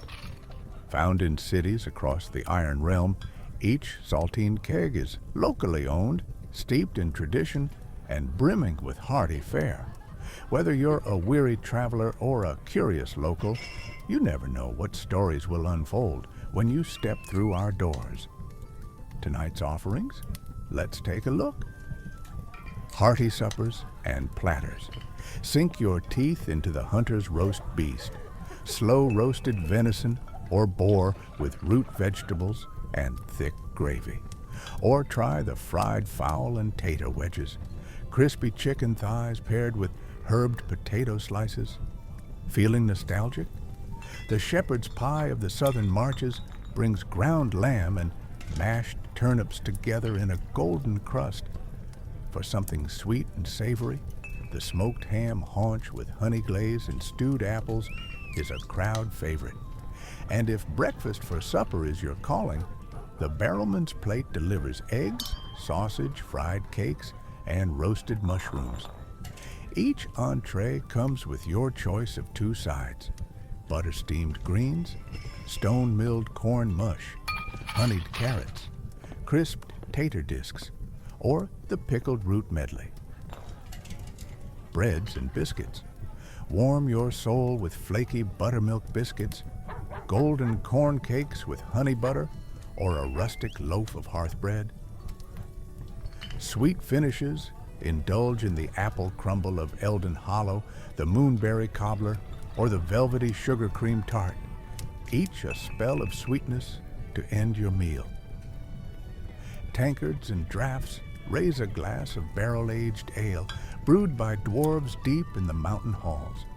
Or sip on sweet cider, goat's milk, or enchanted spring water drawn fresh from the well. The Saltine Keg, where stories simmer, laughter echoes, and every bite tastes like home. Come hungry, leave mythic. Todd lays out the map. It shows you where you are currently and where Watercrest is on the map. And Zechariah has given us a little bit of information about himself. Zechariah, did you want to give any more information? That was pretty much the whole. That's literally the way that Zechariah came to follow the Alpha Bog, was from a dilapidated church basement in the city of the Shadow Dead. So if we cross through town, he probably will search out the church and say a little prayer outside. And I will join you as a member of the Alpha Males. Anybody else? Well, Theo and Kat stand. Of course, they look extremely tired. They barely slept a wink. We barely slept a wink last night. We've been kind of mulling it over since yesterday, since we arrived here, but I think our time of adventuring is over.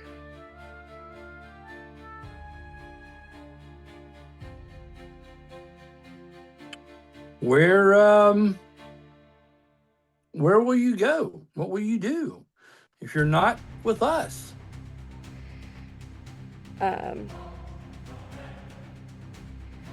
Theo pipes up.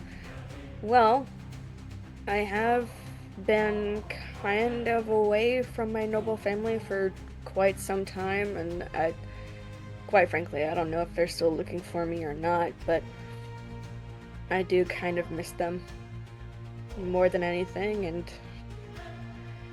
I'd like to go back to that. Is it on the way to where we're going, or are you literally just going to go off on your own? We are going to go off and go on our own. We will find our way back eventually, but we'll do this on our own. It's not like we've not been doing this for over 3 years, even before we met you guys. Well, it has been wonderful journeying with you, and I wish you all the best in the name of the Alpha Bog. Kingfisher will extend out his wings and embrace Theo and Kat in a hug, and say, "You are always welcome wherever I am. Go in peace, and thank you for not eating me. Alphazar." Dude, you're like 2 times my size. I wouldn't even be able to eat you at all. Yeah, but you said you thought about it, didn't you? I am a tasty morsel. Hey, I prefer mice over birds, alright? And the occasional rat. Bronson looks up at that. Rat? What? Where? No rats? No. Contest. There are no rats unless they're on the menu. And they're a specialty dish. Skewered and grilled, right? That's right, skewered and grilled. That was a major throwback. Extensive viewing of the Iron Realm may recall that Bronson was almost turned into a were rat at one point. Yes, he Oh yeah, I remember that. Wow, that was a while ago. long time ago. The With that, flashbacks. Cat stands, uh, leaves these two like little uh, leather bags tied with rope, and leaves them on the table. They bow their heads and they make their way to the front door. As Kat is leaving, Todd gets up and says, it's time for the breakfast rush. I need to get back to work. If there is anything that you need, please let me know. You have free reign of the kitchen. If you choose, you can go in and get something. Just be wary of the garbage disposal, because it Yes, feisty little thing. may decide to eat you. And he goes back into. Oh, and Todd, don't worry. Before we go, I'll bring in the morning deliveries.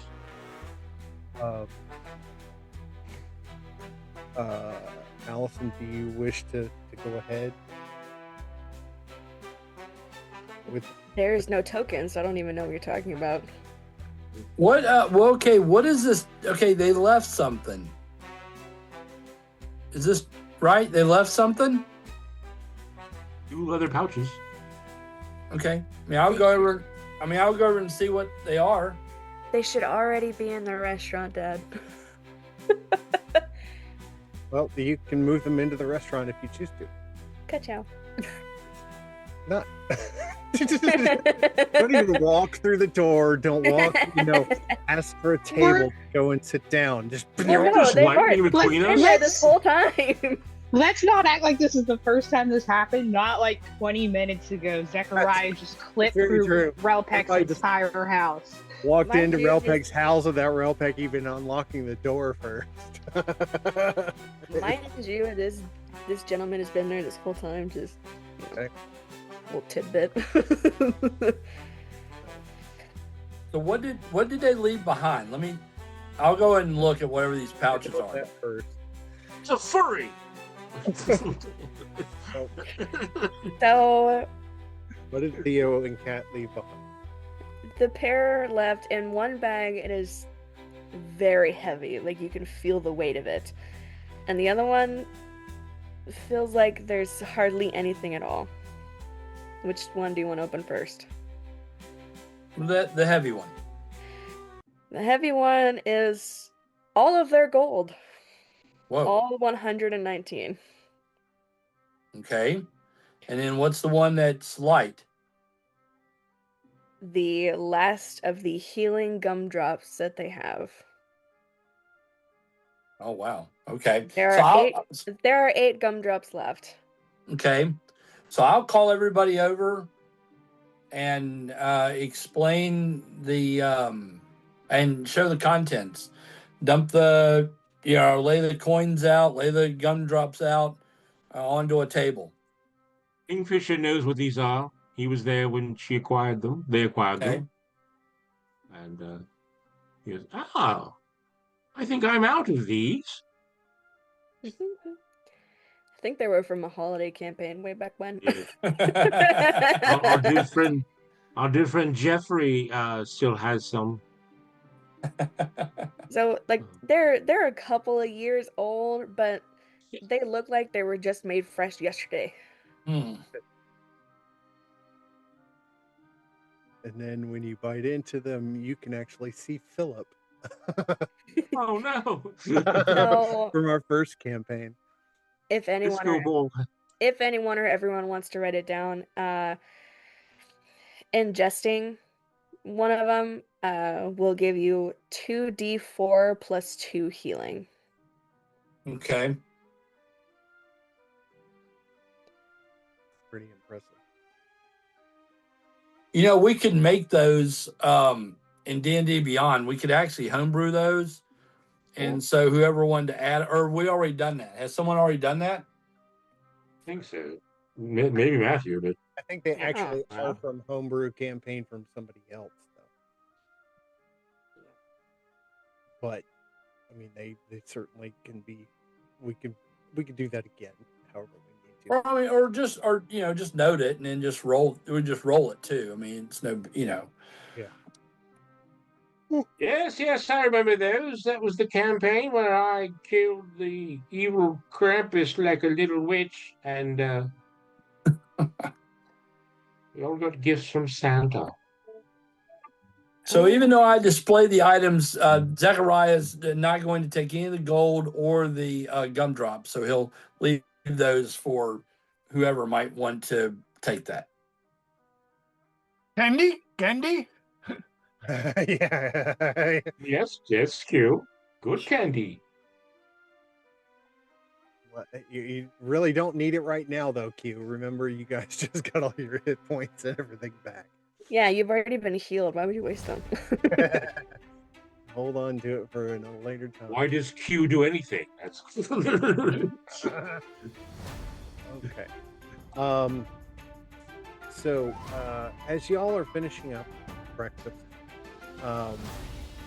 other patrons are coming in and sitting down and ordering food. Todd is going bananas trying to get everything done. You see some bullywugs come in that start working as wait staff, hopping around the room. Bronson high fives all the bullywugs. The bard comes out and begins playing again to entertain the crowd. You see that there is a patron that is looking over at you and looking back, looking over at you. That is your cue.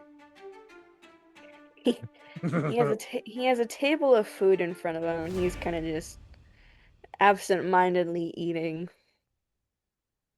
just sitting and eating and waiting. Zechariah's kind of rushing everyone along, trying to get Todd to hurry up with the food. The breakfast is going to be to go. So anyone that acts like they're trying to sit down, think they're going to enjoy a meal, Zechariah's kind of being a little extra and saying that we can take this food on the road with us. Lavende's gonna. Bronson is dancing with the bard. Lavende's gonna turn around and say, "It's like, listen, I understand needing to get on the road, but the 2 hours, maybe not even 2 hours, maybe like the hour and a half we take to eat, it isn't gonna make much in the grand scheme of things because it's so far away." And besides, I've got the entire right half of the menu to go through. And Q's doing whatever he's doing. Zechariah play the Casper theme song, and I'm dancing with him. Zechariah, being around this group long enough, kind of resides himself. His shoulders hang just a little bit, and he tells Todd to fix him another cup of coffee. Casper, the friendly wraith. Coffee provided by none other than Phoenix Apothecary. Bags are already set up on shelves out in the gift shop. So for anybody. Yeah, I've had it before, and it is excellent. So. Indeed, and I always carry a supply with me, so we'll be set for the road. You're gonna have to remind me again, Allison, of the character's name again. Estelios. Estelios, you hear the party. One of the party is trying to rush the rest of the folks to eat. You see that several of them are kind of just lounging, eating, drinking, talking. You see the little running around from place to place with the menu in hand, going, I haven't finished ordering off of the left-hand side of the menu. And it kind of piques your interest.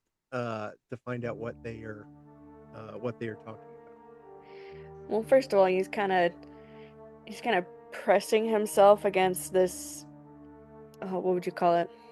Wall, divider wall. Wall, trellis, whatever you want to call it. I don't know.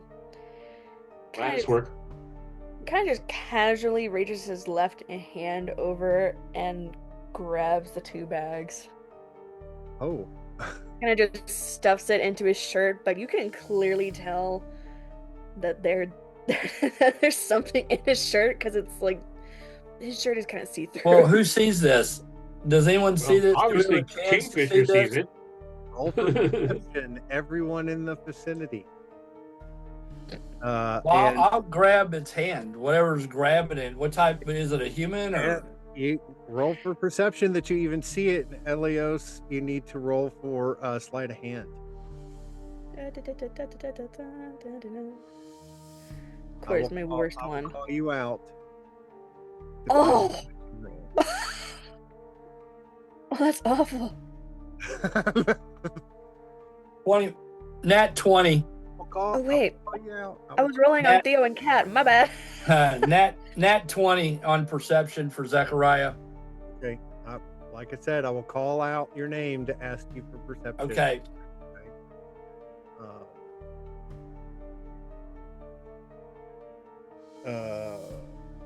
Lominde, are you rolling? Q, are you rolling? I am not rolling. I am rolling my R's. I rolled. 17. I rolled a 17. So Bradley, you're rolling for both Kingfisher Blue and for Yes, Bronson. and Okay. Kingfisher is beak deep in some cornbread, and Bronson is dancing to the Caspera theme song with the bod, and they both see nothing. And so first of all, is it Elios, is that right? Estelios. Stelios. What did you roll for sleight of hand? 14. 14. So you managed to get it across the table and into your shirt, but your sleight of hand was caught by Zechariah, who rolled 21. So he saw you do it in plain sight, and so you have been caught with your hand in the cookie jar. So What is this creature? Is it a humanoid? What is it? What species? A vulpin, or vulpine, more like. Vulpine. What's a vulpine? Describe it. An anthropomorphic fox. Okay. Does it have a neck? Yes. Okay. Zechariah's hand is around this creature's neck. Drop it. Put it back on the table now, he says. Touch me and I'll put you to sleep. I've grabbed her neck. His. I am. his neck. I've grabbed your neck forcibly with pressure.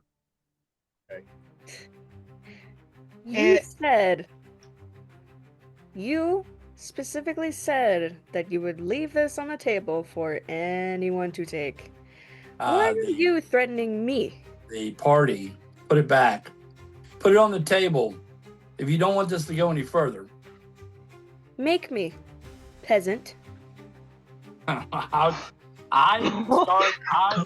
while my hand's around her neck, or its neck, His. I grabbed for wherever I thought the pouches went to. And I'll also be calling to everyone else's attention to this too, specifically Lominde. Can I use bite? Oh boy. Because I can actually do that. And Whoa. Zechariah, Whoa. what is Before going on? anybody does anything, I'm Laminde's standing right next to him. Is it okay if I try and roll a persuasion check just to see like what you know, maybe I would ask like you to everybody to take it down a notch, because getting into a bar fight, especially when you're outnumbered, is not advised. I will do the same. I will try to persuade both Zechariah and our Volpine friend to, calm their heads. Let's find out what's going on. Let's talk. That sort of thing. 15. I rolled a 28 on that. 28. All right. Nice. Wow. So Bronson and Lominde both look at you with not only just fear, but also just, concern for everyone. And, it's very apparent that both want the de-escalation of this. Bronson more so is able to persuade you both to calm down and hands to yourselves, so to speak. I'm sure that Q and Kingfisher, Relpeck is looking over at you like, what's this telescope? Any of this? He's just, he's sitting there fiddling with a miniature telescope. But Todd comes running around the corner. If I can get Todd to run around the corner. And, Yelling, no fireballs, no fireballs. Everyone, please, go to your neutral corners. Let's figure this out like civilized people, or Who are you calling people? Beings. Bronson will look deep into the eyes of our new friend and go, "You are an exquisite creature. I'm sorry, being, you are exquisite. I'm enamored. You, please explain your apparent thievery." Thievery? As far as I could tell, no one took claim to it. She is right, and he is right. He is right. I mean, well, Zechariah, we were actively looking through it. You had claimed the gumdrops. You had simply set it down. Now, the gold, I say, should definitely be up for grabs. The gumdrops, Q did show interest. I mean, that where tiny the little gold creature with a colander on his head. That is Q. He is unique. He is a That halfling. thing has a sweet tooth. Let's be careful about who we're calling things now. Sure thing. Look, you. You moth-bitten flea bag. I take no offense from the likes of you. Q, be nice. Everyone, settle down. Let's sit, drink, eat, talk. I don't drink. You and Kat wanted this to go to the party. Perhaps we have a new member of the party to join us on our quest. Not if he keeps calling me thing. He won't. He'll forget that in about 8 seconds, I'm sure. Just like everything else. I know. But and that's fine. But do forgive Q. He is chaotic, but he is my friend, and I will vouch for him.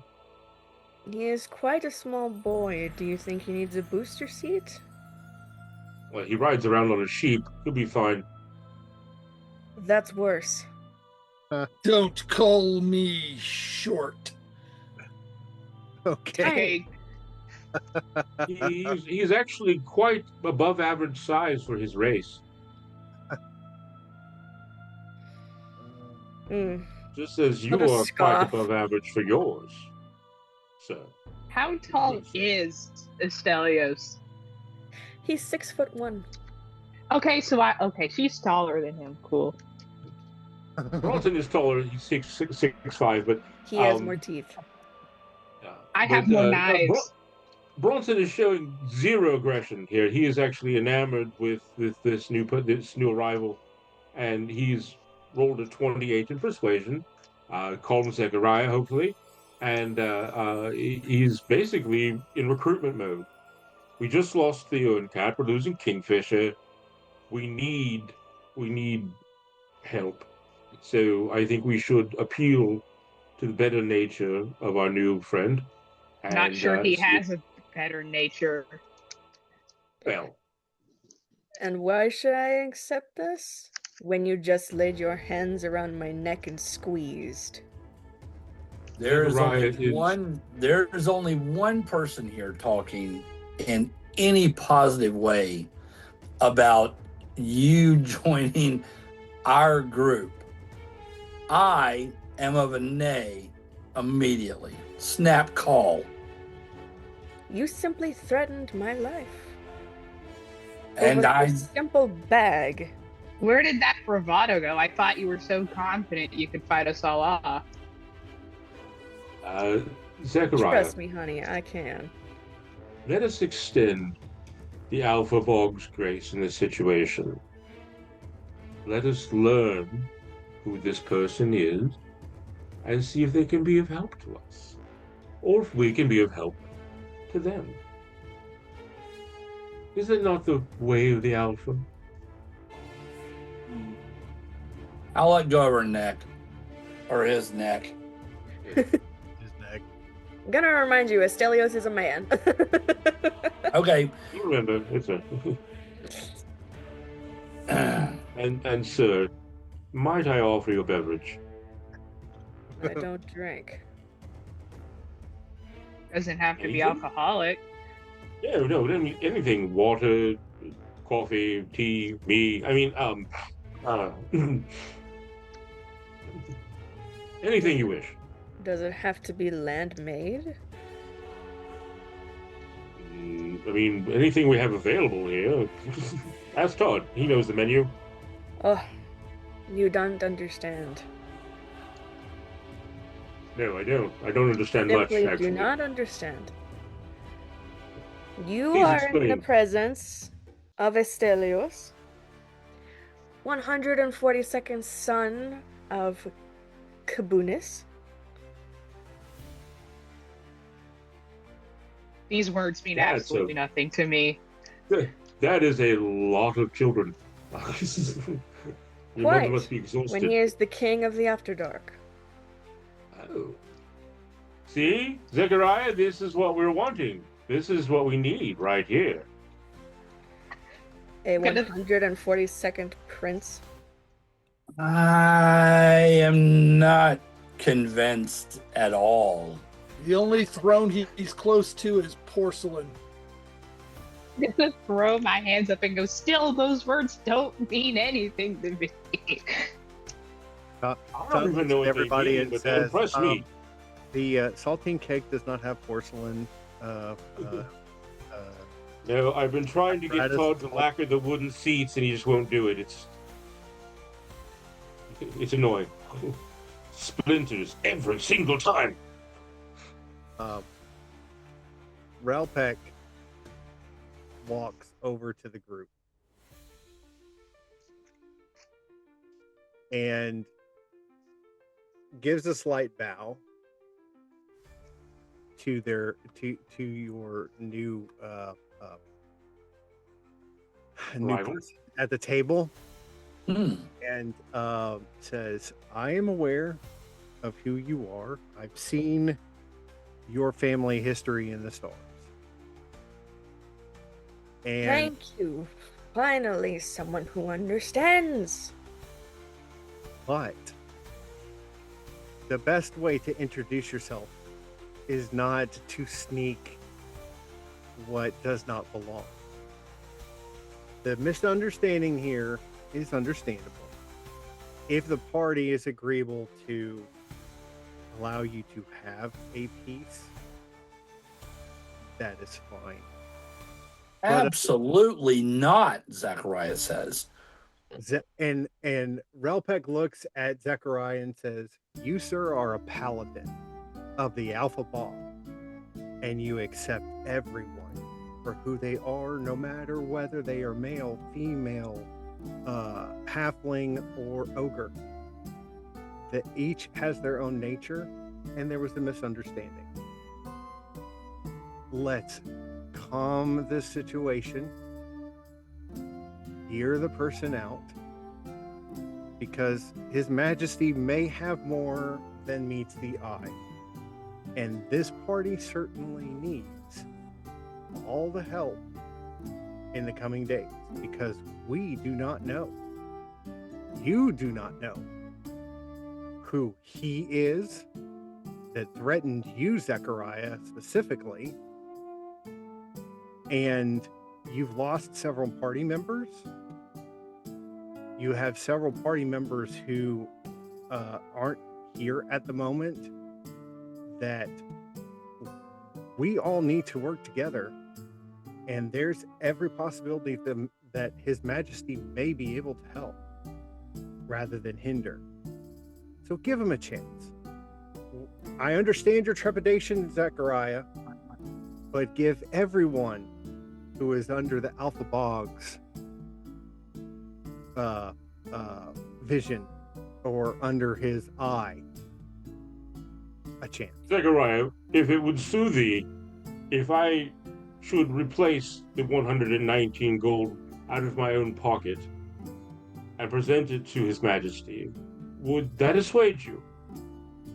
My Relspec's words ring true. It's not about the money. I chose actually not to take what Theo and Kat left behind.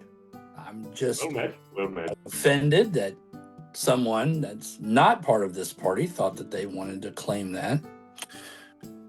But Yes. again, Relpec's words do ring true. And he takes Zechariah takes a long sip out of his coffee cup, of his coffee mug, and his eyes meet Astelios's while he's sipping the coffee. And then he'll kind of step away from the group. Your Majesty, which bog or bogs do you serve? I do not know what you are talking about, to be frank. Your prince in the After Dark. There are temples of the Alpha Bog there. Are you not aware of them? The After Dark is death. I am technically dead. Do you not realize that? Everyone's dead to me.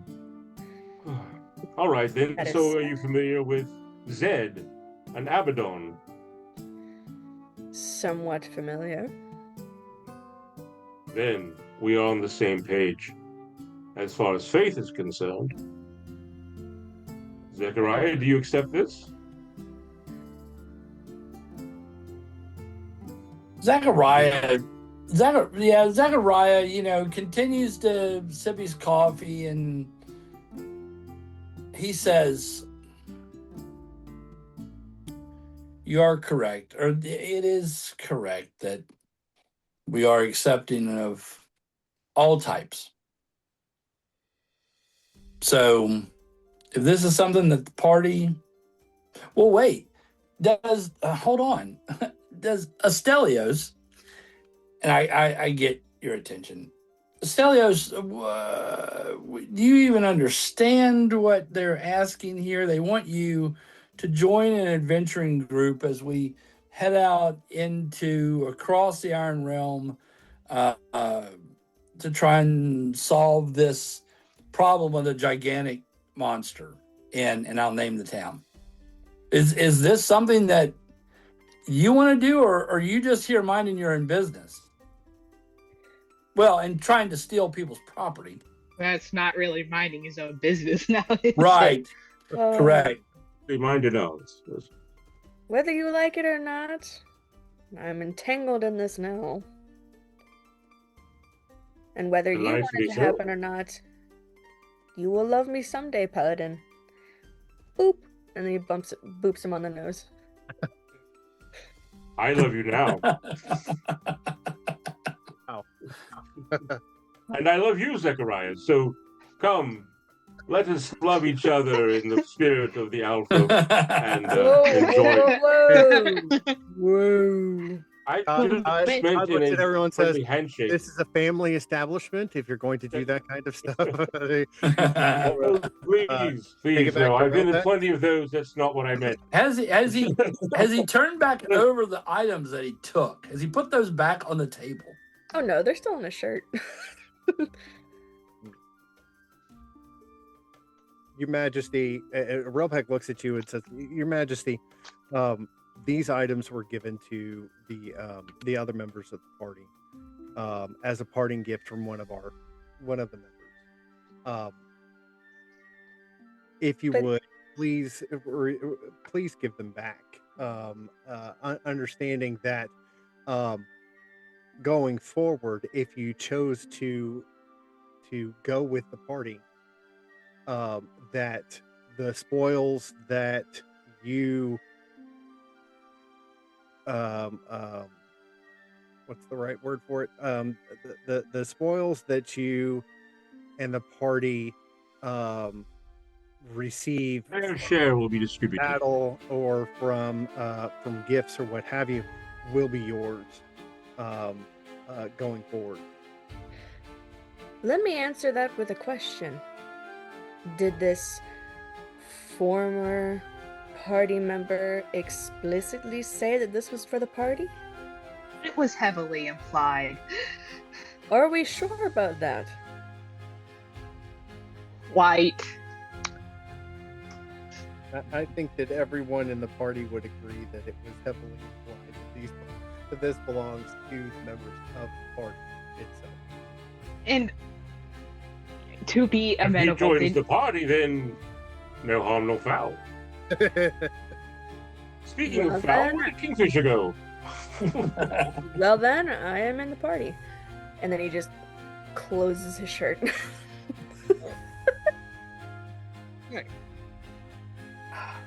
So, with that being said, we are going to end on that note. Put us on a cliffhanger next week. Audience members, thank you so much for being here. This is completely different because we didn't have any battles per se, or any fights or anything like that. But audience, we do appreciate you being here with us, and hopefully you enjoyed the night as much as we did. We said goodbye to some characters, including Kingfisher Blue and Theo and Kat.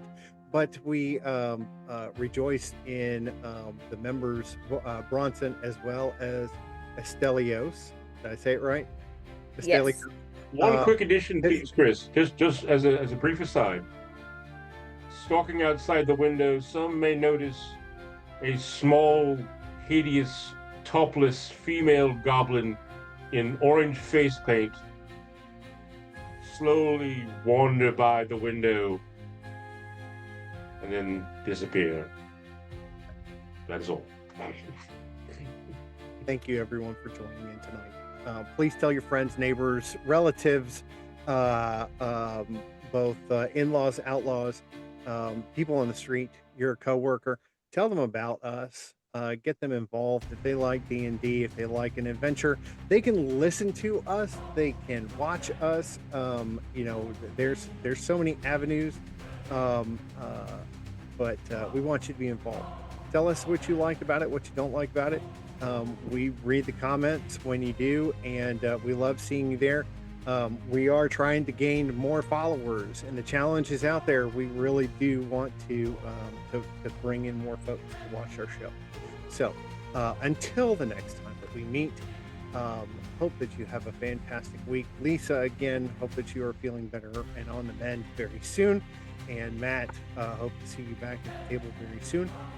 Until we meet again, have a fantastic evening, and let's roll.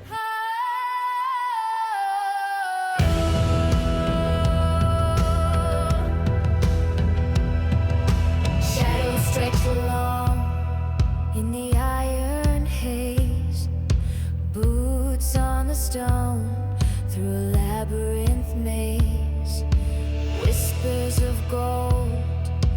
dragon's breath. Every step closer to glory or death. Through the iron realm we march tonight. Treasure gleams in the fading light. The monsters howl and the darkness creeps. Victory calls, but the price cuts steep. Steel in our hands, hearts burning bold. The weight of fear buried deep in the cold. Claws in the dark and fangs that gleam. The nightmare's alive, it's more than a dream. Through the iron realm we march tonight. Treasure